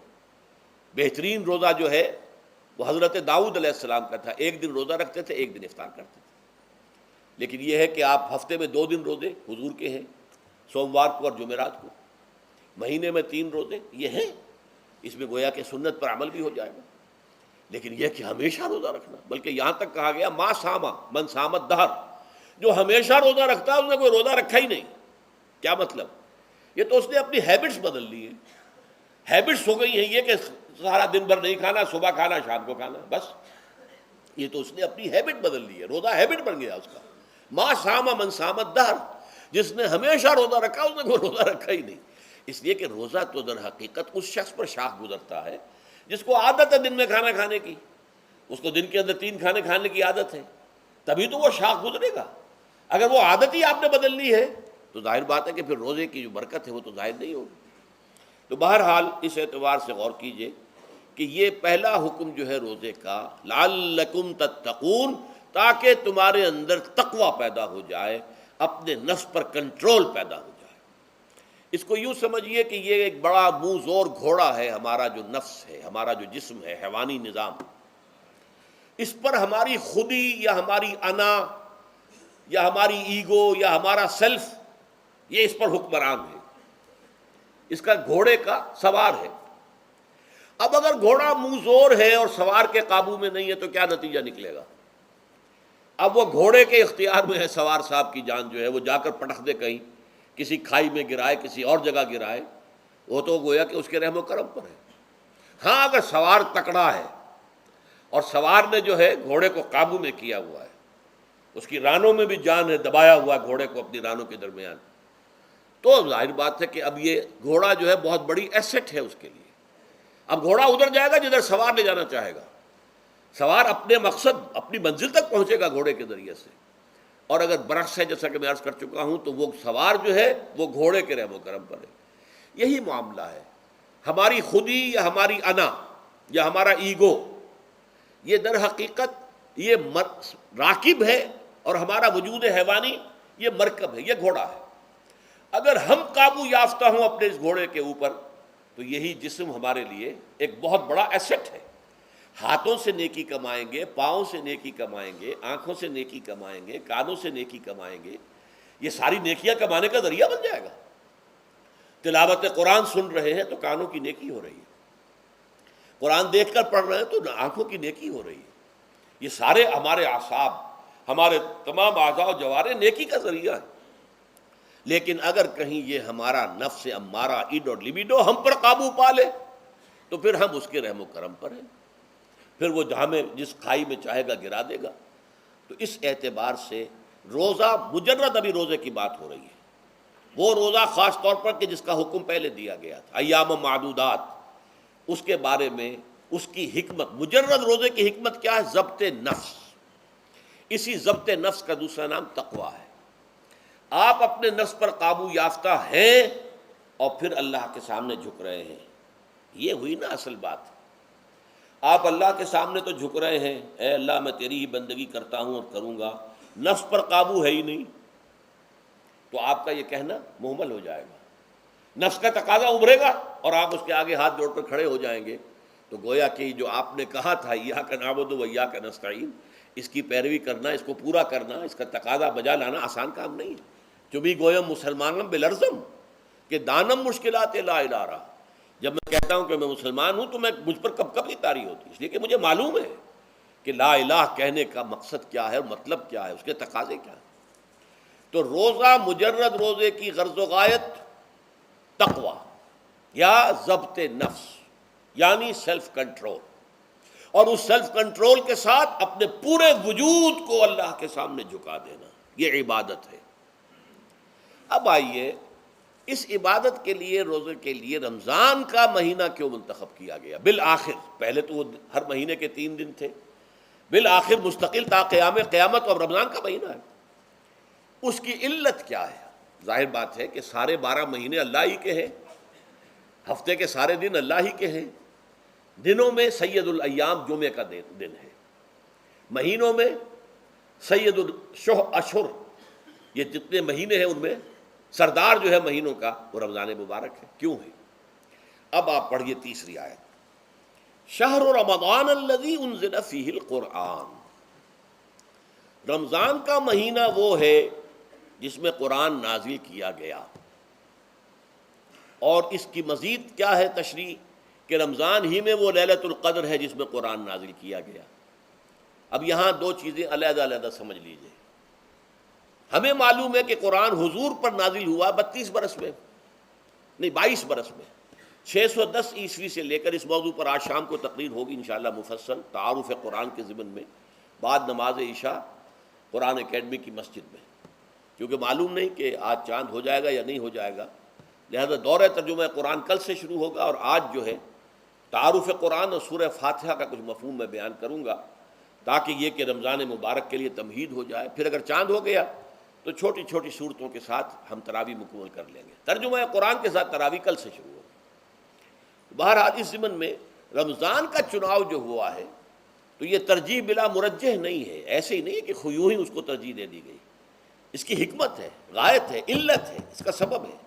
رمضان کا مہینہ وہ ہے جس میں قرآن نازل کیا گیا، اسی میں وہ لیلۃ القدر ہے جس میں قرآن نازل کیا گیا، اگرچہ ہم جانتے ہیں کہ حضور پر قرآن نازل ہوا ہے 22 برس میں، 610 عیسوی سے 632 تک۔ اس معمے کو کیسے حل کریں گے؟ اس کا حل کیا ہے؟ رمضان مبارک کی ایک شب مبارک لیلۃ القدر میں پورا قرآن لوح محفوظ سے دفعتاً پورا کا پورا سمائے دنیا، پہلا آسمان جو ہے ہمارا، اس کے اوپر نازل کر دیا گیا۔ اس کے لیے لفظ ہے انزلہ، انزلہ ینزل انزالن کے معنی ہے دفعتاً کسی چیز کو اتار دینا، اور نزلہ ینزل تنزیلا کے معنی ہے رفتہ رفتہ درجہ درجہ درجہ درجہ درجہ اتارنا۔ اعلام، عالم یعلم اعلاما، کسی شے کو خبردار کر دینا، بتا دینا، بس ہم نے بتا دیا تم جانو، تمہارا کام۔ تعلیم یہ ہے اس کو درجہ بدرجہ سمجھانا، اس کے دماغ میں اتارنا، دیکھنا کہ اتنی بات سمجھ گیا تو اگلی بات سمجھانا، یہ سمجھ میں آ گئی تو اگلی بات، تعلیم اس کو کہتے ہیں۔ تو انزال دفعتاً اتار دینا، تنزیل رفتہ رفتہ تدریجاً تھوڑا تھوڑا کر کے اتارنا۔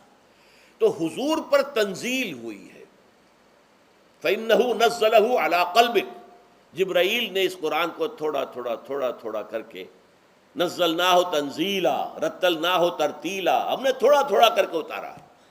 لیکن لیلۃ القدر میں جو ماہ رمضان مبارک کی شب ہے آخری عشرے کی، اس میں پورا قرآن اتار دیا گیا تھا لوح محفوظ سے سمائے دنیا تک۔ شہر رمضان الذی انزل فیہ القرآن ھدی للناس وبینات من الھدی والفرقان، یہ قرآن کیا ہے، کیا بنا کر نازل کیا گیا؟ یہ حال ہے، یہ لوگوں کے لیے، پوری نوع انسانی کے لیے ہدایت ہے، اور یہ ہدایت بینات کی شکل میں آئی، واضح تعلیمات جن میں کوئی شک و شبے کی گنجائش نہیں، از خود روشن۔ بینہ اسے کہتے ہیں وہ شے جو از خود روشن ہو، جس کو ہم کہتے ہیں کہ آفتاب آمد، دلیل آفتاب، جب سورج طلوع ہو گیا تو اپنے وجود پر وہ خود دلیل ہے، اسے کسی اور دلیل سے ثابت کرنے کی ضرورت نہیں ہے، از خود واضح۔ تو بینات من الہدی، جو قرآن کی بنیادی ہدایت ہے وہ بینات پر مشتمل ہے، واضح چیز ہے، جو انسان کے لیے، اس کی فطرت کے لیے جانی پہچانی چیزیں ہیں، یہ کوئی باہر کی چیز نہیں آ رہی ہے، اس کے قلب کی گہرائیوں کے اندر یہ سب کچھ موجود ہے، اور اس کی گواہی اس کے قلب کی گہرائیوں سے نکلتی ہے کہ ہاں دیکھنا تقریر کی لذت کے جو اس نے کہا، میں نے یہ جانا کہ گویا یہی میرے دل میں ہے، اس نے تو میرے اپنی فطرت کی ترجمانی کی ہے۔ والفرقان، بینات من الہدی والفرقان، یہ بینات کا اطلاق فرقان پر بھی ہو رہا ہے، حق و باطل کے اندر فرق کر دینے والی شے۔ بین صورت میں یہ حق ہے، یہ باطل ہے، یہ جائز ہے، یہ ناجائز ہے، یہ غلط ہے، یہ صحیح ہے۔ یہ ہے قرآن مجید کی عظمت کا بیان۔ ویسے تو عظمت قرآن مجید کے اندر بہت سے مقامات پر آئی ہے اور بڑے ہی پرشکو انداز میں بھی آئی ہے، لیکن یہ اس وقت موقع نہیں ہے اس میں جانے کا۔ یہاں جو قرآن کا تعارف کرایا گیا، ھدی للناس وبینات من الہدی والفرقان، اور یہ رمضان میں نازل کیا گیا، لہٰذا رمضان کا مہینہ جو ہے اس عبادت کے لیے خاص اور مختص کر لیا گیا۔ فمن شہد منکم الشہر فلیصم، تو جو کوئی بھی تم میں سے اس مہینے کو پائے یا اس میں مقیم ہو وہ لازماً روزہ رکھے۔ میں بیان کر چکا ہوں یہ وجوب علی العین ہے، اس کے اندر اب اختیار نہیں ہے، لیکن یہ کہ اگر من کان منکم مریضا او علی سفر فعدۃ من ایام اخر۔ اب دیکھیے یہ جو رمضان مبارک کو منتخب کیا گیا جو نزول قرآن کا مہینہ ہے، تو اس میں ایک دوہرا پروگرام رکھ دیا گیا ہے جو قرآن مجید میں تو واضح طور پر نہیں کہا گیا، اس لیے کہ اگر قرآن میں اس طور سے آ جاتا تو فرض ہو جاتا، اسے تطوعاً رکھا گیا ہے، لہذا اس کا ذکر قرآن میں نہیں ملے گا۔ موجود ہے کہ جب اس مہینے کو چنا ہی اس لیے گیا ہے کہ یہ نزول قرآن کا مہینہ ہے، لہذا اس کے لیے جو ہم نے پڑھا تھا وہ خطبہ وہ اس کو پلٹ لیجئے۔ جعل اللہ صیامہ فریضۃ وقیام لیلہ تطوعا، اللہ نے اس مہینے کا روزہ رکھنا تو فرض قرار دے دیا ہے، اور اس کا قیام اللیل، راتوں کو کھڑے رہنا، یہ مرضی پر چھوڑ دیا ہے، جو کر سکے، جو بھی ہمت کرے، ترغیب و تشویق ہے۔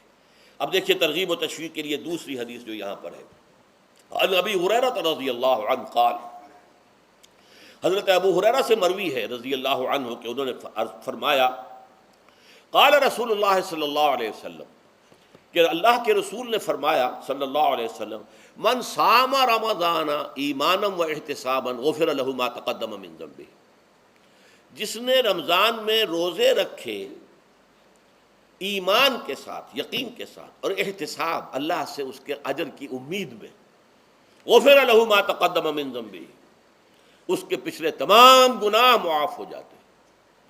یہ نوٹ کیجئے کہ اس سے مراد گناہ کبیرہ نہیں ہے، گناہ صغیرہ ہے۔ گناہ کبیرہ کے لیے توبہ شرط ہے، گناہ صغیرہ جو ہے وہ ان چیزوں سے دھل جاتے ہیں۔ لیکن اب دیکھیے ومن قام رمضان ایمانا و احتسابا، اور جو کوئی کھڑا رہا رمضان میں یعنی قیام اللیل ایمان اور احتساب کے ساتھ، غفر له ما تقدم من ذنبه۔ اب تیسری بات، ومن قام لیلۃ القدر ایمانا و احتسابا، اور جو کھڑا رہا قیام اللیل جس نے کیا ہے لیلۃ القدر میں ایمان اور احتساب کے ساتھ، غفر له ما تقدم من ذنبه، متفق علیہ۔ یہ حدیث بخاری اور مسلم دونوں کی ہے۔ اب یہاں جو بات میں چاہتا ہوں کہ آپ پر واضح ہو جائے، اس حدیث میں دونوں چیزوں کو پیرلل لایا گیا، من قام رمضان من صام رمضان، پیرلل، بالکل متوازی، ہم وزن اعتبار سے، من صام رمضان ایمانا و احتسابا غفر له ما تقدم من ذنبه، من قام رمضان ایمانا و احتسابا غفر له ما تقدم من ذنبه۔ اب سوال پیدا ہوتا ہے قیام اللیل سے مراد کیا ہے؟ یہاں پہ میں ذرا تراویح کا جو پس منظر ہے وہ بیان کر دینا چاہتا ہوں۔ دیکھیے جیسا کہ ہم نے خطبے میں بھی دیکھ لیا، اللہ نے قیام اللیل جو ہے اسے فرض نہیں ٹھہرایا، تطوعا، قرآن مجید میں بھی اس کا کوئی ذکر نہیں، احادیث میں اس کی تشویق و ترغیب پوری موجود ہے، ایک اور حدیث بھی ہم بعد میں پڑھیں گے اس پر۔ اس کا پس منظر کیا تھا کہ اس کو چھوڑ دیا گیا۔ اب ظاہر بات ہے مسلمانوں میں کمزور بھی ہیں، مسلمانوں میں وہ مزدوری کرنے والے بھی ہیں، روزہ تو فرض ہے ان پر، چاہے مئی کا مہینہ ہے اور گندم کاٹنی ہے، روزہ تو پھر بھی رکھنا ہوگا، یہ سب کچھ ہے، لیکن یہ کہ رات کو پھر کھڑے رہنا ان کے لیے، جاگنا ممکن نہیں، لہذا ان کے اوپر یہ چیز فرض نہیں۔ حضور نے تراویح کی نماز یا قیام اللیل نہ اسے فرض قرار دیا، نہ اس کے بعد جماعت کوئی اہتمام کیا مستقل، صرف 3 راتیں آپ نے جماعت کروائی ہے، اس میں 8 رکعتیں آپ نے پڑھی ہیں کہ جو آپ کا معمول تھا تہجد کا وہ پڑھی، اور تہجد کے وقت ہی جماعت کرائیے۔ یہ ہے وہ حدیث، اس کے علاوہ کسی نماز تراویح جو ہے جو ہم پڑھتے ہیں 20 رکعتیں، عشاء کے ساتھ متصل، اس کا کوئی ذکر نہ دور نبوی میں ہے نہ دور صدیق اکبر میں ہے۔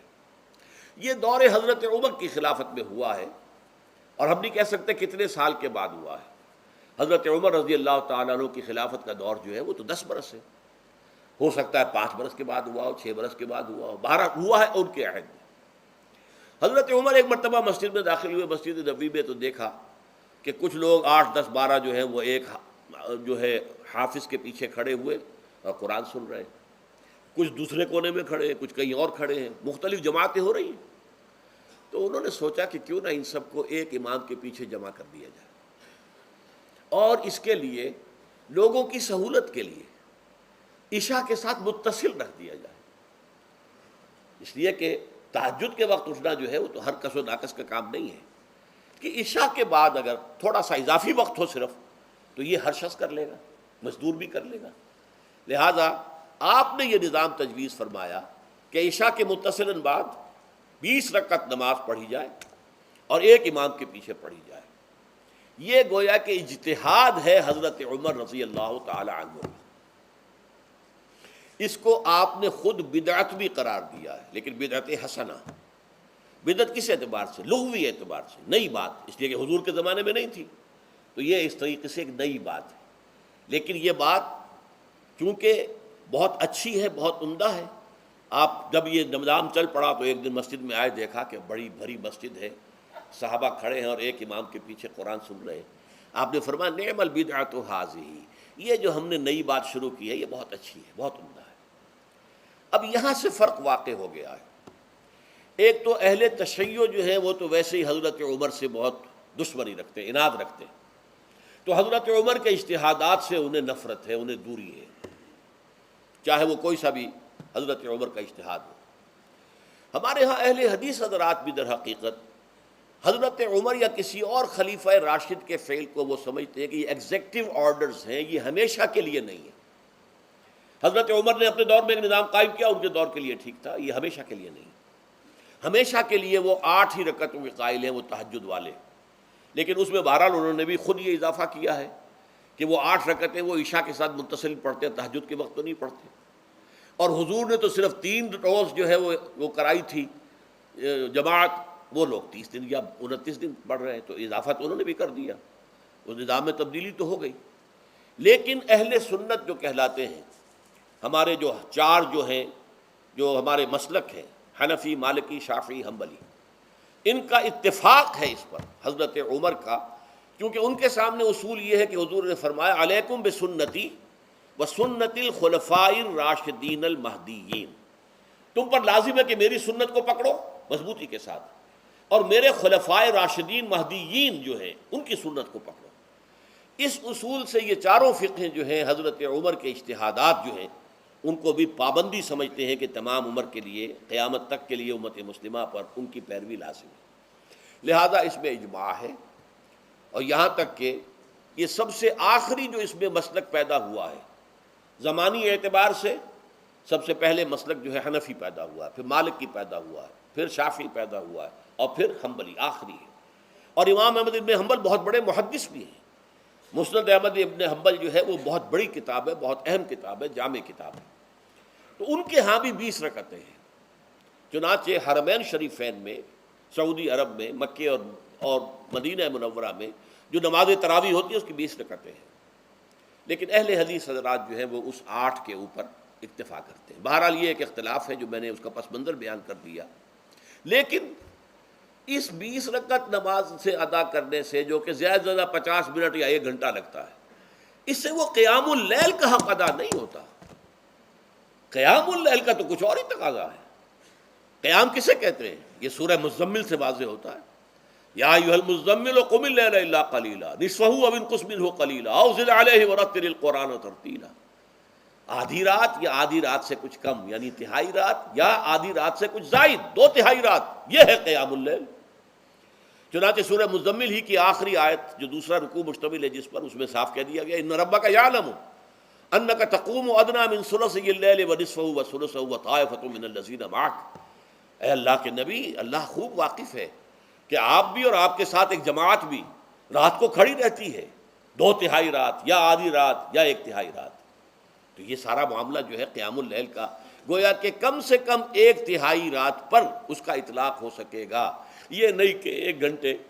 اب اس کے ضمن میں دیکھیے حدیث پڑھیے، تیسری حدیث ہے ان عبداللہ ابن عمرو ابن العاص رضی اللہ تعالی عنہ، یہ وہی عبداللہ ابن عمرو ہے جن کی میں نے آپ کو حدیث پہلے سنائی ہے۔ یہ ساری رات کھڑے رہتے تھے، پوری رات، اور ہر روز روزہ رکھتے تھے، جس پر حضور نے منع کیا، لا تفعل، مت کرو ایسا، رضی اللہ عنہما۔ یہ خود بھی صحابی ہیں اور ان کے والد عمرو بن العاص بھی صحابی ہیں۔ ان رسول اللہ صلی اللہ علیہ وسلم قال، کہ اللہ کے رسول صلی اللہ علیہ وسلم نے فرمایا، الصیام والقرآن یشفعان للعبد، روزہ اور قرآن بندے کے حق میں شفاعت کریں گے۔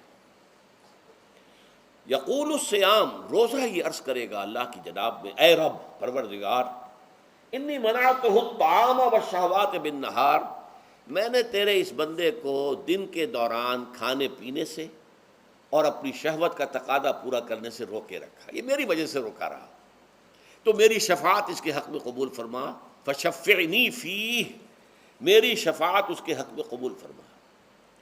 ویقول القرآن، قرآن کیا کہے گا، منعتہ النوم باللیل، میں نے اسے رات کے وقت سونے سے، نیند سے روکے رکھا، فشفعنی فیہ، تو اس کے حق میں میری شفاعت قبول فرما۔ حضور فرماتے ہیں فیشفعان، ان دونوں کی شفاعت قبول کی جائے گی۔ یہ ہے قیام اللیل۔ یہ قیام اللیل صرف تراویح کی نماز سے جو پڑھ لی جاتی ہے، اور ہمارے ہاں تو یہ ہے، وہاں کم سے کم یہ تو تھا، صحابہ کرام کھڑے ہوتے تھے تو جو قاری پڑھ رہا ہوتا تھا وہ ان کے دل میں اترتا جاتا تھا، اس کا مضمون اور مفہوم جو ہے ان کو معلوم ہے، لہذا وہ اس کی زبان سے نکلا ہوا ہر لفظ ان کے قلب کی گہرائیوں تک اتر رہا ہے۔ یہاں تو یہ ہے، پیرٹ لائک حافظ ہے، اسے خود پتہ نہیں میں کیا پڑھ رہا ہوں، اکثر حفاظ جو ہیں وہ عالم تو نہیں ہوتے، اور جو سن رہے ہیں انہیں کچھ پتہ نہیں ہم نے کیا سنا ہے، تو ٹھیک ہے، کم سے کم ثواب تو انہیں ملے گا کہ انہوں نے وقت نکالا ہے، 1 گھنٹہ ہی اضافی صحیح، لیکن بہرحال اس کا وقت تو انہوں نے نکالا ہے، محنت کی ہے، کھڑے رہے ہیں، ثواب ملے گا۔ لیکن جو مقصد ہے وہ حاصل نہیں ہوتا۔ اس مقصد کے حصول کے لیے اول تو قیام اللیل کی کم سے کم مدت 1/3۔ اگر کوئی شخص فرض کیجئے کہ اس کے ہاں کوئی اور انتظام نہیں ہے، جیسا کہ ہمارے ہاں ہم نے انتظام کیا ہے، بڑے بڑے شہروں میں دورہ ترجمہ قرآن، اس میں ہمیں 5 گھنٹے لگ جاتے ہیں، نصف شب کے قریب جو ہے معاملہ ہو جاتا ہے۔ اس میں کیا ہوتا ہے کہ ہر 4 رکعت سے پہلے جو اس کے اندر پڑھا جانا ہے حصہ قرآن کا، اس کا پہلے ہم مطالعہ کرتے ہیں بیٹھ کر، ترجمہ اور کچھ موٹے موٹے نکات کی جو ہے وضاحت، پھر کھڑے ہو گئے اور قاری صاحب کے پیچھے 4 رکعتوں کے اندر وہ 4 رکوع یا جتنے بھی ہیں پڑھ لی، سن لی، پھر بیٹھ گئے 4 کے بعد، پھر اگلی 4 رکعتوں کے اندر جو کچھ پڑھا جانے والا ہے اس کا ترجمہ، اس کی تفہیم ہو گئی، پھر کھڑے ہو گئے، پھر سن لیا۔ اس طریقے سے 5-6 گھنٹے میں تراویح ختم ہوئی، تو تراویح بھی ہو گئی، حضرت عمر کے اجتہاد پر عمل بھی ہو گیا، 20 تراویح ہو گئی، لیکن یہ ہے کہ اس کے ساتھ جو اصل غرض و غایت ہے قیام اللیل کی وہ بھی حاصل ہو گئی۔ یہ ہم نے 17 سال پہلے شروع کیا تھا یا 18 سال پہلے، اور وہ انشاءاللہ اللہ کے فضل و کرم سے اب چل رہا ہے، بڑے بڑے شہروں میں ہو رہا ہے۔ لاہور میں جن مقامات پر ہو رہا ہے وہ تازہ جو ندائے خلافت ہے اس کے اندر آپ اس کی فہرست دیکھ لیں، کراچی میں تو اس سے غالباً 3 گنا مقامات کے اوپر وہ کام ہو رہا ہے، اور دوسرے شہروں میں بھی ہو رہا ہے۔ تو اس سے در حقیقت وہ غرض و غایت، وہ حکمت جو ہے پوری ہوتی ہے کہ یہ دونوں چیزیں پیرلل ہیں۔ من صام رمضان ایمانا واحتسابا غفر له ما تقدم من ذنبه ومن قام رمضان ایمانا واحتسابا غفر له ما تقدم من ذنبه، تو صیام اور قیام جو ہے ان دونوں کا حق ادا ہو جاتا ہے۔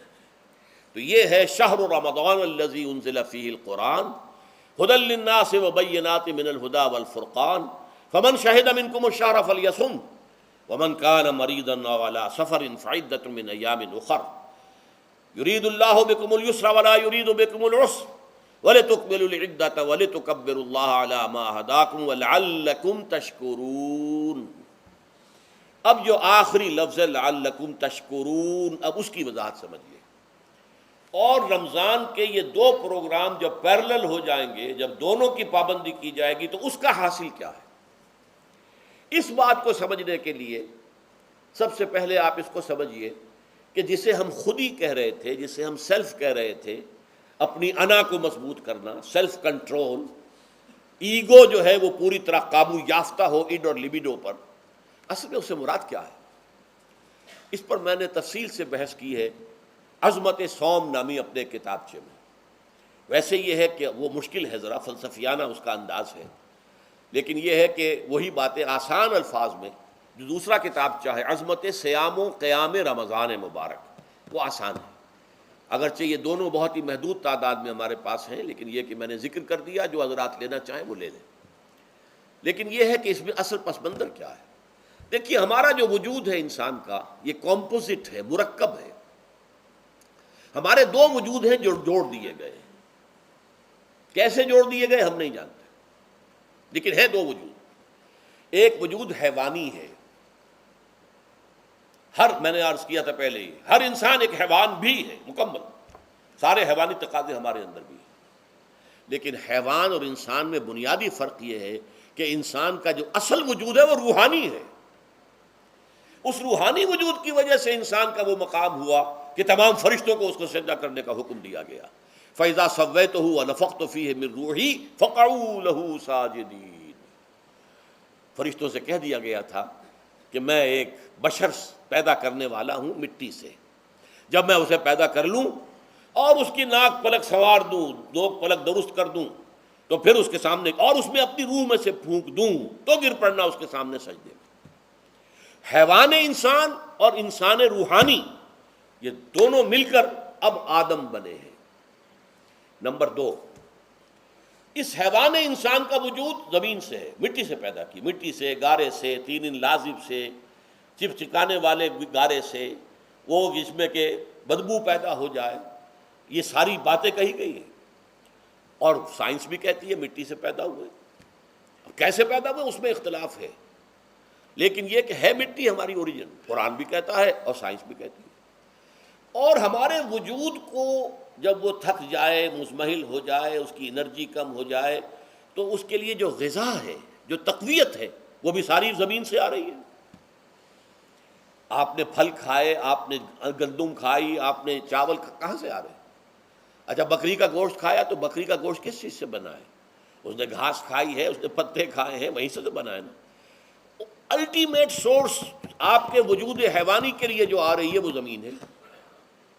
وجود روحانی کو بھی تقویت کی ضرورت ہے، وہ بھی مزمحل ہوتی ہے، کمزور ہو جاتی ہے، خاص طور پر جب کہ وجود حیوانی کا اس پر غلبہ ہو جائے، تب تو یوں سمجھیے کہ وہ بالکل بے ہوش ہو کر موت کے قریب پہنچ جاتی ہے۔ اس کی تقویت، اس کی غذا وہیں سے آئی ہے جہاں سے روح آئی ہے، وہ کلام ربانی ہے، روح ربانی۔ نفخت فیہ من روحی، من روحی، من روحی، میں پھونک دوں اس میں اپنی روح میں سے۔ روح کا تعلق ذات باری تعالیٰ کے ساتھ ہے۔ اسی طرح کلام ربانی کہاں سے آیا ہے؟ اللہ تعالیٰ کے پاس سے آیا ہے، یہ اس کی تقویت کا ذریعہ ہے۔ اب عام حالات میں کیا ہوتا ہے؟ ہمارا یہ وجود حیوانی چھایا ہوا ہے ہمارے وجود کے اوپر، بیچاری روح جو ہے دبی رہتی ہے، پسی رہتی ہے۔ اگر خدا نہ خواستہ ہم گناہ گار بھی ہیں، گناہ پر گناہ کا ارتکاب کر رہے ہیں، تو وہ روح جو ہے وہ قلب کے آئینے شیشے کے اندر ہے۔ فیہا مصباح، المصباح فی زجاجہ، الزجاجۃ کأنہا کوکب دری۔ قلب جو ہے ایک شیشے کے مانند ہے جس کے اندر روح کا چراغ جل رہا ہے۔ اب اگر یہ اوپر جو شیشہ ہے اس پر دھواں آ گیا، لالٹین کی چمنی پر دھواں آ گیا، تو اب روشنی باہر تو نہیں آئے گی۔ اگر انسان گناہ کرتا ہے تو قلب پر رین، زنگ آ جاتا ہے، یا حضور نے فرمایا ایک داغ لگ جاتا ہے، اور گناہ کرتا ہے اور داغ لگتا ہے، اور گناہ کرتا ہے اور داغ، یہاں تک کہ بالآخر پورا قلب سیاہ ہو جاتا ہے۔ اب وہ روح اندر بند ہو گئی، وہ دفن ہو گئی۔ اس کے لیے اب ضروری ہے کہ اب ایک پروگرام ایسا دیا جائے جو ریورس ہو جائے۔ دن میں روزہ رکھواؤ تاکہ وہ جو اینیمل انسٹنکٹس ہے وہ دبے، تو جب یہ وزن جو ہے اس کے اوپر کم ہوگا تو کچھ سائی آف ریلیف اسے ملے گی۔ جیسے بے ہوش آدمی پڑا ہے، اسے کوئی ہلکا سا ہوش آ رہا ہے، آپ نے پانی کے کچھ چھینٹے دیے، اس کے بعد آپ نے رات کو کھڑے ہو کر قرآن کے انوار کو اتارا، بارش برس رہی ہے روح انسانی کے اوپر، قلب روحانی، قلب انسانی کے اوپر، جس میں کہ وہ روح جو ہے وہ دفن ہے، وہ زندہ ہوگی اثر نو، ہوش میں آئے گی، اور ہوش میں آئے گی تو دو کام ہوں گے. ایک تو اسے قرآن کی عظمت کا احساس ہوگا. یہ قرآن میری حیات تازہ کا ذریعہ بنا ہے. میں دب گئی تھی، میں پس گئی تھی، میں بے ہوش تھی، میں نیم مردہ تھی. اس قرآن کی بارش نے، یہ ترشح جو ہوا ہے مجھ پر، اس نے مجھے حیات تازہ عطا فرمائی. یہ جو قدر کا احساس ہوگا قرآن کا، لعلکم تشکرون، تاکہ تم قرآن کی عظمت سے واقف ہو جاؤ. ایک انسان بھوک کی وجہ سے اس کا شوگر لیول اتنا گر گیا کہ بے ہوش پڑا ہوا. اب ظاہر بات ہے کہ آپ اسے کچھ پانی کے چھینٹے دیں گے تو کچھ ہوش میں آئے گا، پھر غذا دیں گے تو اب وہ پوری توانائی پر آئے گا، تو معلوم ہوگا اسے اس غذا کی کیا قدر و قیمت ہے. اگر آپ کو بھوک ہی نہیں لگتی تو غذا بے معنی شے ہے. پیاس ہی نہ لگے تو آپ کو کیا معلوم کہ اس پانی کے اندر کتنی بڑی عظمت ہے، یہ میرے لیے کتنا بڑا انعام و احسان ہے اللہ کا. وہ تو پیاس پر، جان پر بنی ہوئی ہو، اور پیاس اس وقت آپ کو ایک گھونٹ پانی کوئی دے دے تو آپ کو معلوم ہوگا دنیا و مافیا سے بڑھ کر ہے یہ ایک گھونٹ پانی جو مجھے ملا ہے. اسی طرح جب روح دبی ہوئی تھی حیوانی وجود کے بوجھ تلے، جبکہ وہ نیم خوابیدہ یا نیم بے ہوش یا بالکل بے ہوش تھی، وہ دن میں تو روزہ رکھ کر اس پر سے حیوانی وجود کا وزن کم کیا گیا، اسے ایک ریلیف ملی. رات کو قرآن مجید کے انوار و برکات اس میں جذب کیے گئے تو اس کو پوری توانائی حاصل ہوئی. اس پوری توانائی کا پہلا نتیجہ تشکر، قرآن کا شکر. الحمدللہ الذی انزل علی عبدہ الکتاب ولم یجعل لہ عوجا. پھر وہ قلب کی گہرائیوں سے نکلے گا. سارا شکر اس اللہ کے لیے جس نے اپنے بندے پر صلی اللہ علیہ وسلم کتاب نازل کی اور اس میں کوئی کجی نہیں رکھی، کسی طرح کی ایش پیش نہیں. یا تبارک الذی نزل الفرقان علی عبدہ لیکون للعالمین نصیرا. بڑی بابرکت ہے وہ ذات جس نے اپنے بندے پر فرقان نازل فرمایا تاکہ وہ تمام جہان والوں کے لیے نذیر اور خبردار کرنے والا بن جائے. یہ قرآن کی عظمت کا احساس. اور ظاہر بات ہے جس قدر کسی نعمت کی قدر و قیمت کا احساس ہوگا اسی قدر تو آپ شکر ادا کریں گے. اگر آپ نے کسی بچے کے ہاتھ پر ہیرا رکھ دیا، اسے کیا پتا یہ ہیرا کس بلا کا نام ہوتا ہے، وہ سمجھے گا کانچ کا ٹکڑا ہے. لیکن اگر کوئی واقعتاً کو جوہر شناس ہو، جوہری ہو، اس کو آپ ہیرا دیں گے تو اسے معلوم ہے کہ مجھے کیا چیز دی گئی ہے. اس کے اندر جو شکر پیدا ہوگا وہ اس بچے کے اندر تو نہیں پیدا ہو سکتا جسے معلوم ہی نہیں. تو قرآن مجید کی اصل عظمت سے انسان واقف کب ہوگا؟ جبکہ اس کے ذریعے سے اس کی روح کو ایک حیات تازہ مل جائے اور اس طرح وہ پروگرام ریورس ہو جائے جو عام طور پر چل رہا تھا. ساری توجہ اپنے جسم پر، اس کے تقاضوں پر. جسم میں تھوڑی سی پھنسی نکل آئی ہے، بھاگ رہے، دوڑ رہے ہیں اس کے علاج کے لیے. کوئی اور مرض لاحق ہو گیا ہے، بھاگ رہے ہیں، دوڑ رہے ہیں اس کے علاج کے لیے، بڑی بڑی فیسیں بھی دے رہے ہیں. ساری جسم کی پرواہ ہے نا. روزانہ نہا رہے ہیں اور اچھے سے اچھا صابن لا کر نہا رہے ہیں، وہ جسم کی پرواہ ہے نا، اس کی دیکھ بھال ہے. روح کی طرف توجہ ہی نہیں. یہ ہے وہ بات جو کہی گئی ہے سورہ حشر میں اور جسے علامہ اقبال نے پھر اپنے فلسفہ خودی کی اساس اور سورس قرار دیا ہے. وَلَا تَكُونُوا كَالَّذِينَ نَسُوا اللَّهَ فَأَنسَاهُمْ أَنفُسَهُمْ أُولَٰئِكَ هُمُ الْفَاسِقُونَ.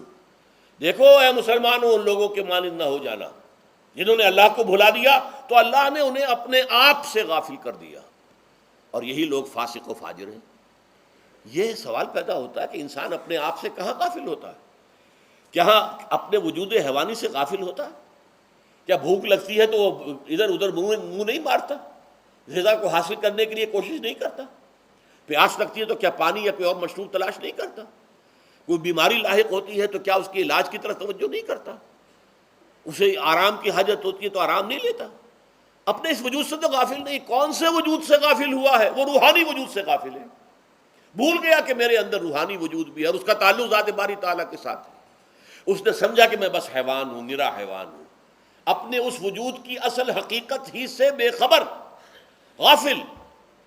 چنانچہ آج کے دور کا سب سے بڑا المیہ کیا ہے؟ ڈاروین کے نظریے کے جو اثرات پیدا ہوئے ہماری معاشرت پر، ہماری سوچ پر، ہمارے فکر پر، ہمارے فلسفے پر، ہماری سوشولوجی پر، وہ کیا ہے کہ ہم بھی نرے حیوان ہیں. اللہ اللہ خیر صلی. یہ سب سے بڑی محرومی ہے اس دور کی کہ انسان اپنے اصل شرف سے خود ہی مستعفی ہو گیا. ہمارا کوئی وجود ہے ہی نہیں روحانی وغیرہ. روح کسے کہتے ہیں ہم نہیں جانتے، بس یہ جسم ہے. ہم اللہ کو نہیں جانتے کون ہے کون نہیں ہے. ہوگا ہم تو اس کائنات کو جانتے ہیں. ہم روح سے واقف نہیں، ہم تو اپنے جسم کو واقف ہیں. آخرت واخرت سے اب ہمیں کچھ پتہ نہیں، شاید ہو شاید نہ ہو، کچھ پتہ نہیں، لیکن یہ زندگی تو ہے، اسے ہم جانتے ہیں۔ یہ ہے آج کے انسان کا سب سے بڑا المیہ، اور یہ ہے ماس اسکیل کے اوپر ارتداد، ذہنی طور پر مرتد ہو چکے ہیں انسانوں کی عظیم اکثریت مرتد ہو چکی ہے۔ یہ ہے در حقیقت کہ روزہ جو ہے اس پروگرام کو آ کر ریورس کرتا ہے۔ دن میں کھانے پینے، جنسی تقاضے پر پابندی، وہ وجود حیوانی کا وزن کچھ کم ہوا، روح جو دبی ہوئی تھی یا سسک رہی تھی یا بے ہوش تھی یا نیند مردہ تھی، اسے کچھ ریلیف ملا۔ اب اس کے اوپر قرآن مجید کے تیرے ضمیر پہ جب تک نہ ہو نزول کتاب، گرہ کشاہ نہ رازی نہ صاحب کشاف، ہمارے دلوں کے اوپر بارش ہو رہی ہو انوار قرآنی کی۔ وہ ظاہر بات ہے کہ بغیر سمجھے تو نہیں ہوگی بارش، وہ تو آپ کچھ سمجھ رہے ہوں گے تو بارش ہوگی، ورنہ تو یہ ہے کہ ٹھیک ہے، میں پہلے بھی عرض کر چکا ہوں، آپ کو ثواب تو ملے گا، لیکن یہ ہے کہ وہ اصل مقصد قرآن کی عظمت کا قلب کی گہرائیوں سے اعتراف جو ہے، اور اس پر اللہ کا شکر تو ادا ہوگا، لعلکم تشکرون، جبکہ قرآن مجید جو ہے آپ کے قلب کے اوپر نازل ہے، اس کا مفہوم نازل ہے۔ اچھا، اس کا دوسرا نتیجہ کیا نکلتا ہے؟ جب وہ روح جو ہے وہ ہوش میں آئے گی، اس کو حیات تازہ مل گئی، وہ اپنے اصل مرکز اور منبع اور سرچشمہ کی طرف جو ہے متوجہ ہوگی۔ عربی زبان کا ایک مقولہ ہے، کل شیء یرجع الی اصلہ، ہر شے اپنی اصل جڑ کی طرف جو ہے لوٹتی ہے۔ ہمارا وجود حیوانی زمین سے زمینی کی طرف لوٹتا ہے، یعنی مرنے کے بعد زمینی میں چلا جائے گا۔ اور نمبر دو، دنیا میں بھی زمینی خواہشات، زمینی تمنائیں، آرزوئیں وہ ہیں، وَلَٰكِنَّهُ أَخْلَدَ إِلَى الْأَرْضِ، جیسے کہ سورہ وہ کہا گیا ہے بلعام بن باعورہ کے بارے میں سورہ اعراف میں، وہ تو زمین ہی کی طرف دھنستا چلا گیا۔ ہماری روح کا منبع اور سرچشمہ ذات باری تعالیٰ ہے، وہ امر رب ہے، لہذا فوراً انسان اپنے رب کی طرف متوجہ ہوتا ہے۔ یہ اللہ کی طرف متوجہ ہو جانا اور پھر اس سے ہم کلام ہونا اور اس سے دعا کرنا، یہ ہے روزے کا اصل مقصد۔ جب صیام اور قیام رمضان مبارک کا دوہرا پروگرام ہوگا تو روح انسانی یا انسان کا حیوانی وجود اپنے مرکز کی طرف مائل پرواز تھا، حسن، اس کو کہہ لیجئے اپنے مرکز کی طرف مائل پرواز ہے روح، ہر شے اپنی اصل کی طرف لوٹتی ہے، لہذا یہ اللہ کی طرف متوجہ ہوگی۔ یہ اللہ تعالیٰ کی طرف متوجہ ہونے کا معاملہ دنیا میں رہا ہے کہ لوگ کہیں جنگلوں میں جا کر تپسیائیں کر کے، غاروں میں بیٹھ کے، بڑی بڑی ریاضتیں کر کے کیا چاہتے تھے؟ مجھ کو ہے تیری جستجو، مجھ کو تیری تلاش ہے، خالق میرے کہاں ہے تو، مجھ کو تیری تلاش ہے۔ میں نے یہ نظم جو ہے تقریباً 6 سال جو ہے ہر روز صبح، ہمارا جو ہائی اسکول تھا اس میں جو صبح پریئر ہوتی تھی، لوگ سب جمع ہوتے تھے، پورا اسکول جو ہے اس کے ہمارے طلباء، تو یہ نظم جو ہے پڑھی جاتی تھی، مجھ کو ہے تیری جستجو، مجھ کو تیری تلاش ہے، خالق میرے کہاں ہے تو، مجھ کو تیری تلاش ہے۔ روح انسانی چاہتی ہے اللہ کا تقرب، اللہ کے قریب ہونا، اللہ سے رشتہ استوار کرنا۔ یہ وجود حیوانی حائل ہے اس کے راستے میں، یہ حیات دنیاوی اس کے لیے پنجرا بن گئی ہے، اس روح کے لیے یہ ایک در حقیقت ایک قید خانہ ہے، جیسے کہ حضور نے فرمایا کہ الدنیا سجن المومن و جنت الکافر، مومن کے حق میں یہ دنیا قید خانہ ہے، اس کی روح جو ہے یہاں آ کر اس جسد حیوانی کے اندر جو ہے وہ دفن ہو گئی ہے، قید خانہ ہے، اس پنجرے میں بند ہو گئی ہے۔ تو لیکن وہ کافر کے لیے یہی باغ و بہار ہے، یہیں پر عیش کرنے ہیں، یہیں پر مزے لوٹنے ہیں۔ تو اس سے در حقیقت ریلیف ملتا ہے، تو انسان متوجہ ہوتا ہے اللہ کی طرف اور دعا کرتا ہے، اللہ سے ہم کلام ہوتا ہے۔ یہ ہے در حقیقت روزے اور رمضان کا جو دوسرا نتیجہ نکلتا ہے اور بلند ترین نتیجہ ہے، اس کا ذکر ہے آیت نمبر 4 میں۔ اور یہ کہ بہت سے لوگ ایسے ہیں جو قرآن مجید میں نظم کے بہت قائل ہیں، لیکن میں حیران ہوں کہ اس نظم کے اندر اس کے ربط اور رشتے کو وہ تلاش کرنے سے قاصر رہے۔ وَإِذَا سَأَلَكَ عِبَادِي عَنِّي فَإِنِّي قَرِيبٌ، جب روح بیدار ہو جائے گی، اسے حیات تازہ ملے گی، تو اے نبی میرے بندے جب آپ سے پوچھیں میرے بارے میں، وہ میرا تقرب چاہتے ہیں، میرا قرب چاہتے ہیں، وہ چاہتے ہیں مجھ سے ہم کلام ہونا، وہ چاہتے ہیں کہ مجھے ان کے ساتھ، ان کو میرے ساتھ ایک نسبت مل جائے۔ وَإِذَا سَأَلَكَ عِبَادِي عَنِّي فَإِنِّي قَرِيبٌ، انہیں بتا دیجیے میں قریب ہی ہوں، میں دور نہیں ہوں۔ اور آیا ہے سورہ قاف میں نحن اقرب الیہ من حبل الورید، جو شہ رگ ہے انسان کی اس سے بھی زیادہ قریب ہوں میں اس سے۔ نوٹ کیجئے کیسے، اس کی روح کا تعلق میری ذات کے ساتھ ہے براہ راست۔ اس کی مثال بھی میں دے چکا ہوں کئی اپنے کتابوں کے اندر، عظمت صوم نامی کتاب جب پڑھیں گے جو حضرات بھی سمجھ سکے پوری طرح اس کو، اس کے اندر یہ بات بیان ہوئی۔ اور اسی لیے دیکھیے حدیث آخری پڑھ لیجئے کہ حضور نے قرار دیا ہے کہ روزہ جو ہے تمام عبادات کے اندر ایک بالکل منفرد شان کا حامل ہے۔ وعن ابی ہریرہ رضی اللہ تعالی عنہ، اور یہ متفق علیہ روایت ہے بخاری اور مسلم دونوں کی، قال رسول اللہ صلی اللہ علیہ وسلم، قال اللہ عز وجل، اسے حدیث قدسی کہتے ہیں۔ حضور نے فرمایا کہ اللہ فرماتا ہے، تو یہ حدیث بھی ہو گئی کہ حضور نے ہمیں بتائی، اور حدیث قدسی ہو گئی کہ اللہ کا قول ہے جو حضور نقل کر رہے ہیں۔ قرآن مجید وحی جلی ہے، یہ وحی خفی ہے، لیکن یہ عام حدیثوں کے مقابلے میں اس کا مرتبہ اور مقام بہت بلند ہے کہ حضور فرما رہے ہیں کہ اللہ فرماتا ہے، یقول اللہ عز وجل کل عمل ابن آدم لہو، ابن آدم کا ہر عمل، ہر نیکی اس کے اپنے لیے، اپنے فائدے کے لیے، الا الصوم، سوائے روزے کے، فإنہ لی وأنا اجزی بہ یا اجزا بہ، یہ میرے لیے ہے اور میں خود ہی اس کی بدلہ دوں گا یا میں خود ہی اس کا بدلہ ہوں۔ یہ دونوں ترجمے ہیں۔ عظمت صوم میں میں نے تفصیل سے بحث کی ہے کہ ویسے تو نماز بھی اللہ کے لیے، اقم الصلاۃ لذکری، حج کس لیے ہے؟ للہ علی الناس حج البیت من استطاع الیہ سبیلا، اللہ کے لیے۔ زکوٰۃ کس کے لیے؟ اللہ کے نام پر دی جا رہی ہے، اللہ کے لیے دی جا رہی ہے۔ صوم میں بات کیا ہے؟ صوم میں اصل چیز ملحوظ کیا ہے؟ روح انسانی کو تازہ کرنا، زندہ کرنا، اس کی حیات تازہ کا بندوبست کرنا، اور روح کا تعلق ذات باری تعالیٰ کے ساتھ ہے۔ اس تعلق کی مثال یوں سمجھیے جیسے ہمیں معلوم ہے سورج کا فاصلہ ہم سے کتنا ہے، کروڑ میل، لیکن سورج کی کرن جو وہاں سے چل کر یہاں تک پہنچی ہے، کیا اس کا تعلق سورج سے منقطع ہے؟ سورج کے ساتھ تو تعلق قائم ہے۔ اسی طرح روح انسانی ذات باری تعالیٰ سے بہت دور آ کر کہہ لیجئے ہمارے وجود کے اندر آ گئی، ہمارے قلب کے اندر متمکن ہو گئی، لیکن کیا اس کا تعلق اللہ کی ذات سے منقطع ہے؟ نہیں۔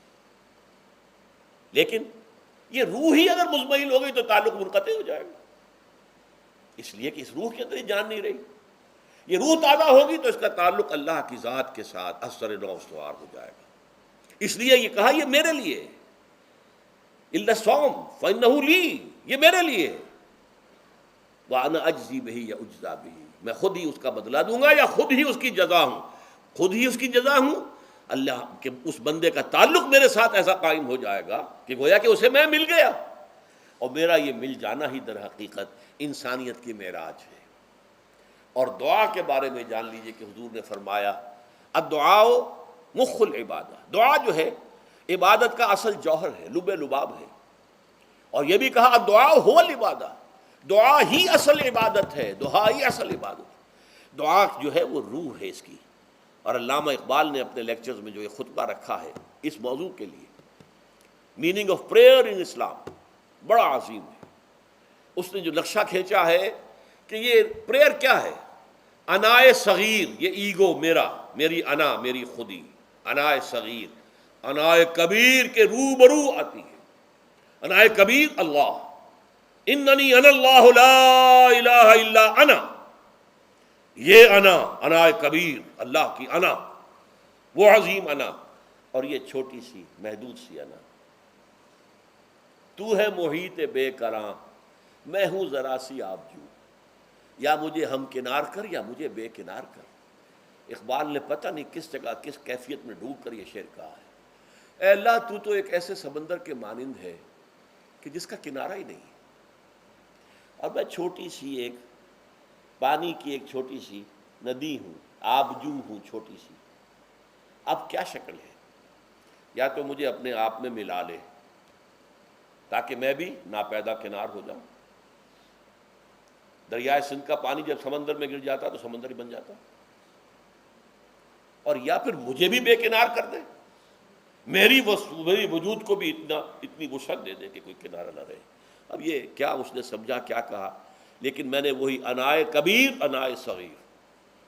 ایک ہے نماز ہم پڑھ لیتے ہیں، آپ نے سارا پڑھ لیا، سارا تعدیل ارکان بھی کر لی، لیکن اگر آپ کا اللہ کے ساتھ ڈائریکٹ کمیونین اور ڈائریکٹ کمیونیکیشن قائم نہیں ہوا تو نماز، جس کو کہ کہا گیا کہ الصلاۃ معراج المومنین، جو قرب حضور کو حاصل ہوا معراج میں، وہ ایک بندہ مومن دنیا میں رہتے ہوئے حاصل کر سکتا ہے نماز میں.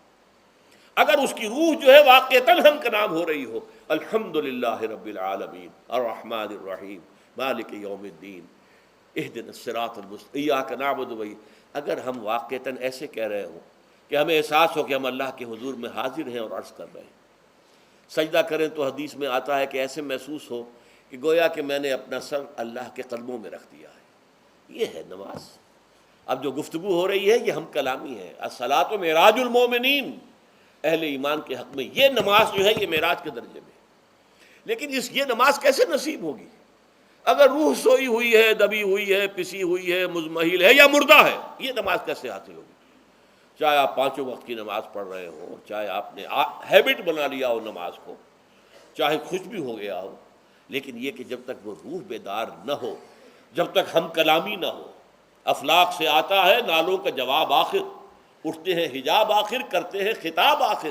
جب تک یہ نہ ہو، جیسے کہ میں ایک حدیث قدسی انشاءاللہ آج سناؤں گا سورہ فاتحہ کے ضمن میں، کہ اللہ تعالیٰ کے سامنے جب کھڑا ہو کر انسان جب کہتا ہے انی وجہت وجہی للذی فطر السماوات والارض حنیفا، دائیں بائیں سے بالکل اپنا تعلق کاٹ کر میں نے اپنا رخ کر لیا ہے اس اللہ کی طرف جس نے آسمانوں اور زمین کو پیدا کیا.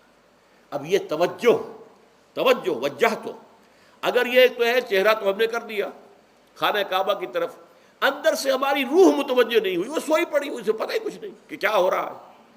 تو اس صورت میں وہ کیا ہے؟ ظاہری بات تو پوری ہو گئی، نماز کا ثواب ہو جائے گا، فرض کی ادائیگی کا ثواب مل جائے گا، لیکن وہ اصل نماز تو حاصل نہیں ہوتی. یہ ہے وہ بات کہ وَإِذَا سَأَلَكَ عِبَادِي عَنِّي فَإِنِّي قَرِيبٌ. اے نبی، جب میرے بندوں کی روحیں بیدار ہو جائیں، توانا ہو جائیں، حیات تازہ سے وہ ہم کنار ہو جائیں، اور پھر وہ میرے بارے میں پوچھیں، وہ میرا تقرب حاصل کرنا چاہتے ہیں، تو آپ سے پوچھیں تو کہیے میں قریب ہوں. اجیب دعوت الداع اذا دعان، یہ ہے وہ دعا، میں ہر پکارنے والے کی پکار، ہر دعا کرنے والے کی دعا کو سنتا ہوں، قبول کرتا ہوں، جواب دیتا ہوں جہاں کہیں بھی مجھے پکارے. اذا دعان، اس میں در حقیقت وہ مفہوم آ گیا ہے there and then wherever. آپ اپنے گھر میں ہو کر پکاریں اللہ کو، آپ بستر پر لیٹے ہوئے پکاریں اللہ کو. الذین یذکرون اللہ قیاما وقعودا وعلی جنوبہم. ہاں ٹھیک ہے، بعض مقامات بعض اوقات قبول دعا کے لیے زیادہ سازگار ہیں، حرم میں جا کر دعا مانگی جائے، اور منا میں، عرفات میں خاص طور پر، جبل رحمت پر خاص طور پر، ملتزم جو ہے کعبے کا اس پر خاص طور پر، وہ ایام بھی ہیں خاص. لیکن یہ نہیں ہے کہ بقیہ دنوں میں آپ کے اور اللہ کے درمیان کو بڑا فاصلہ ہے. یہ سارا دنیا میں مشرکانہ نظاموں نے تصور پیدا کیا، اللہ تو دور ہے، دور ہے، دور ہے، دور ہے، پاک ہے، پاک ہے، پاک، تم ناپاک ہو، ناپاک ہو، ناپاک ہو، اور تم تو بڑی پستی میں پڑے ہو، تم اللہ سے براہ راست ہم کلام نہیں ہو سکتے. کوئی درمیانی چاہیے، کوئی لنکس چاہیے. کوئی پجاری ہوگا، کوئی پروہت ہوگا، کوئی پنڈت ہوگا، کوئی پیر ہوگا، کوئی پادری ہوگا، کوئی پوپ ہوگا، اس کے ذریعے سے تم اللہ سے ہم کلام ہو، خود نہیں.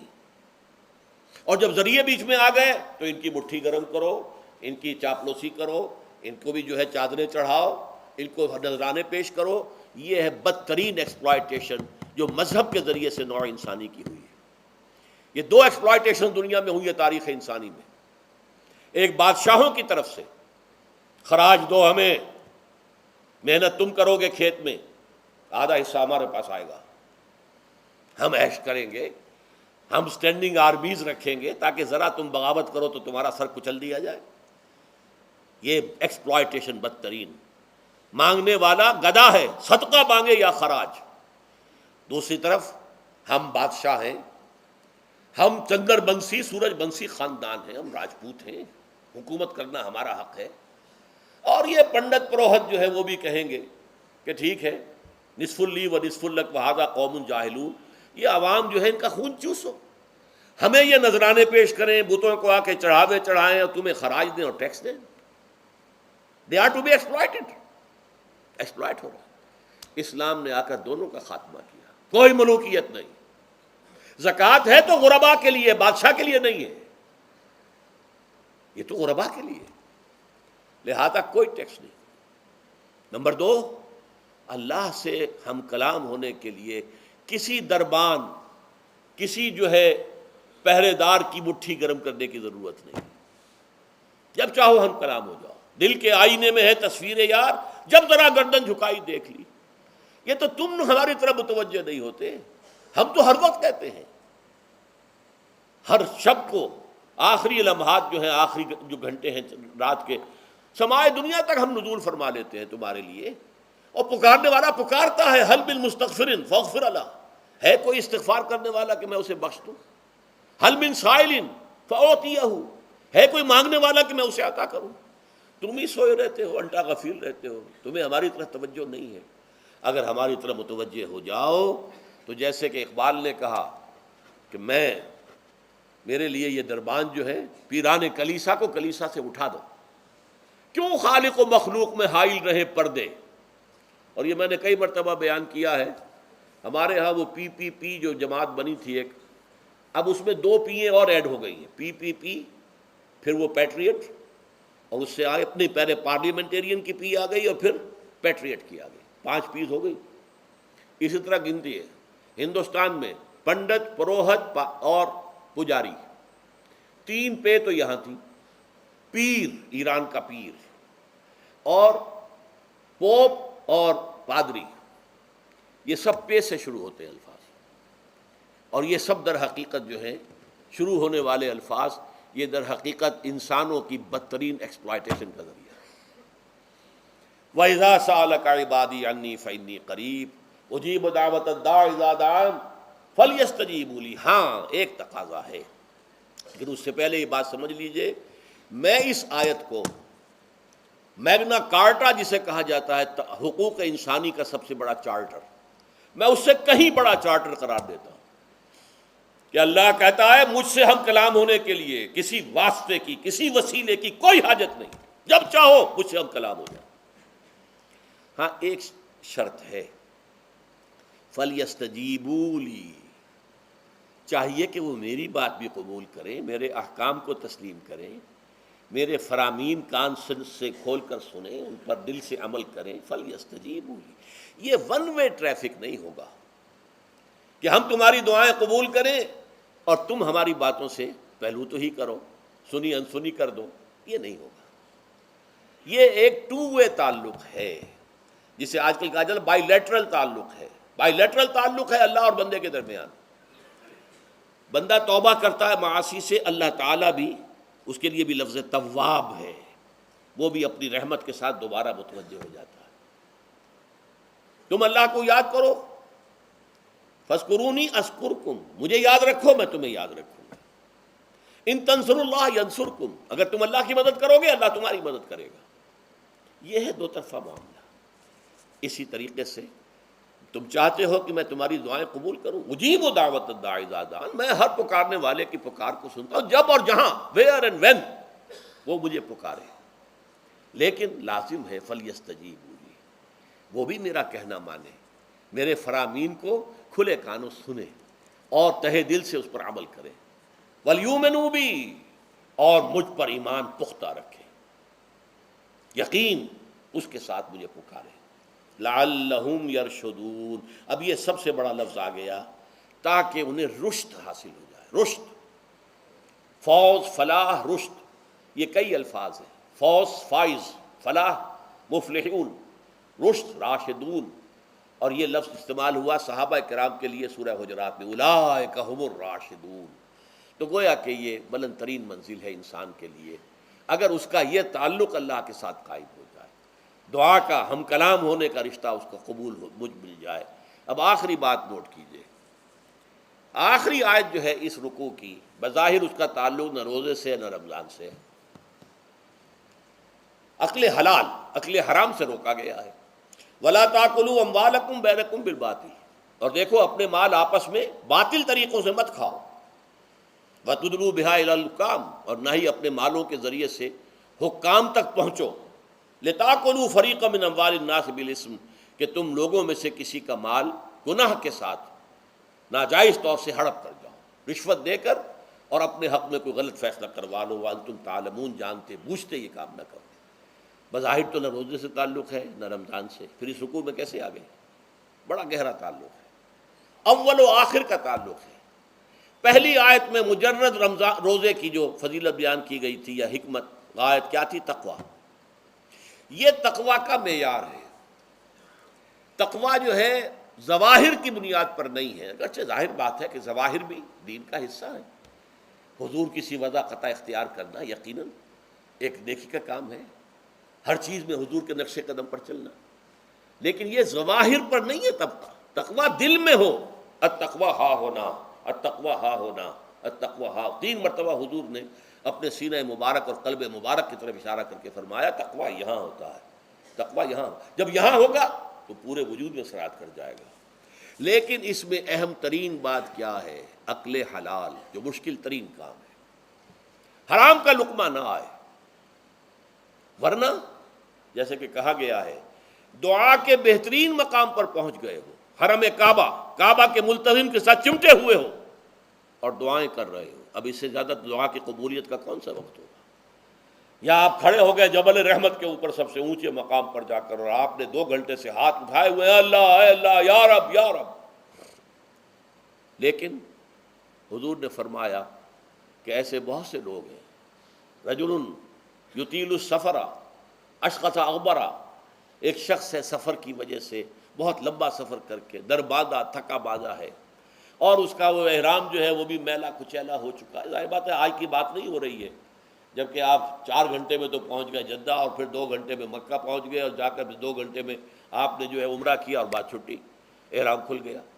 تو اس میں کہاں وہ احرام میلا ہوگا، اور کہاں آپ کا بیل کچیل ہوگا، اور کہاں آپ کے جسموں سے جو ہے پسینوں کی بو آئے گی؟ نہیں۔ لیکن جو یہ سب کرتے تھے اور پھر کعبے سے ملتزم سے چمٹ کر دعا کرتے تھے، یا رب یا رب، یمد یدہ الی السماء، وہ ہاتھ اٹھاتا ہے آسمان کی طرف، یا رب یا رب، وَأَنَّىٰ يُسْتَجَابُ لِذَٰلِكَ، اور اس شخص کی دعا کیسے قبول ہو؟ وَمَطْعَمُهُ حَرَامٌ، اس کے پیٹ میں جو غذا پڑی ہوئی ہے وہ حرام سے ہے۔ مَلْبَسُهُ حَرَامٌ، اس کا لباس جو اس نے پہنا ہوا ہے چاہے وہ احرام ہی ہے، وہ حرام کے پیسے سے کمایا گیا تھا۔ وَغُذِيَ بِالْحَرَام، اور اس کا پورا جسم جو ہے جس غذا سے یہ تن و توش تیار ہوا ہے وہ حرام کی غذا ہے۔ ایسے آدمی کی دعا وہاں پہنچ کر بھی قبول نہیں ہوتی۔ لہذا تقویٰ کا اصل معیار اکل حلال، روزی حلال کی۔ اگر یہ نہیں ہے تو آپ نے متقیوں کی شکل بنا لی، اور بہت ہی آپ نے اپنے ظاہر کو جو ہے بہت آراستہ پیراستہ کر لیا سنت رسول سے، لیکن اللہ کی نگاہوں میں اس کی کوئی قدر و قیمت نہیں ہوگی جب تک کہ آپ کا رزق حلال کرنا۔ بارک اللہ لی ولکم فی القرآن العظیم ونفعنی وإیاکم بالآیات والذکر الحکیم۔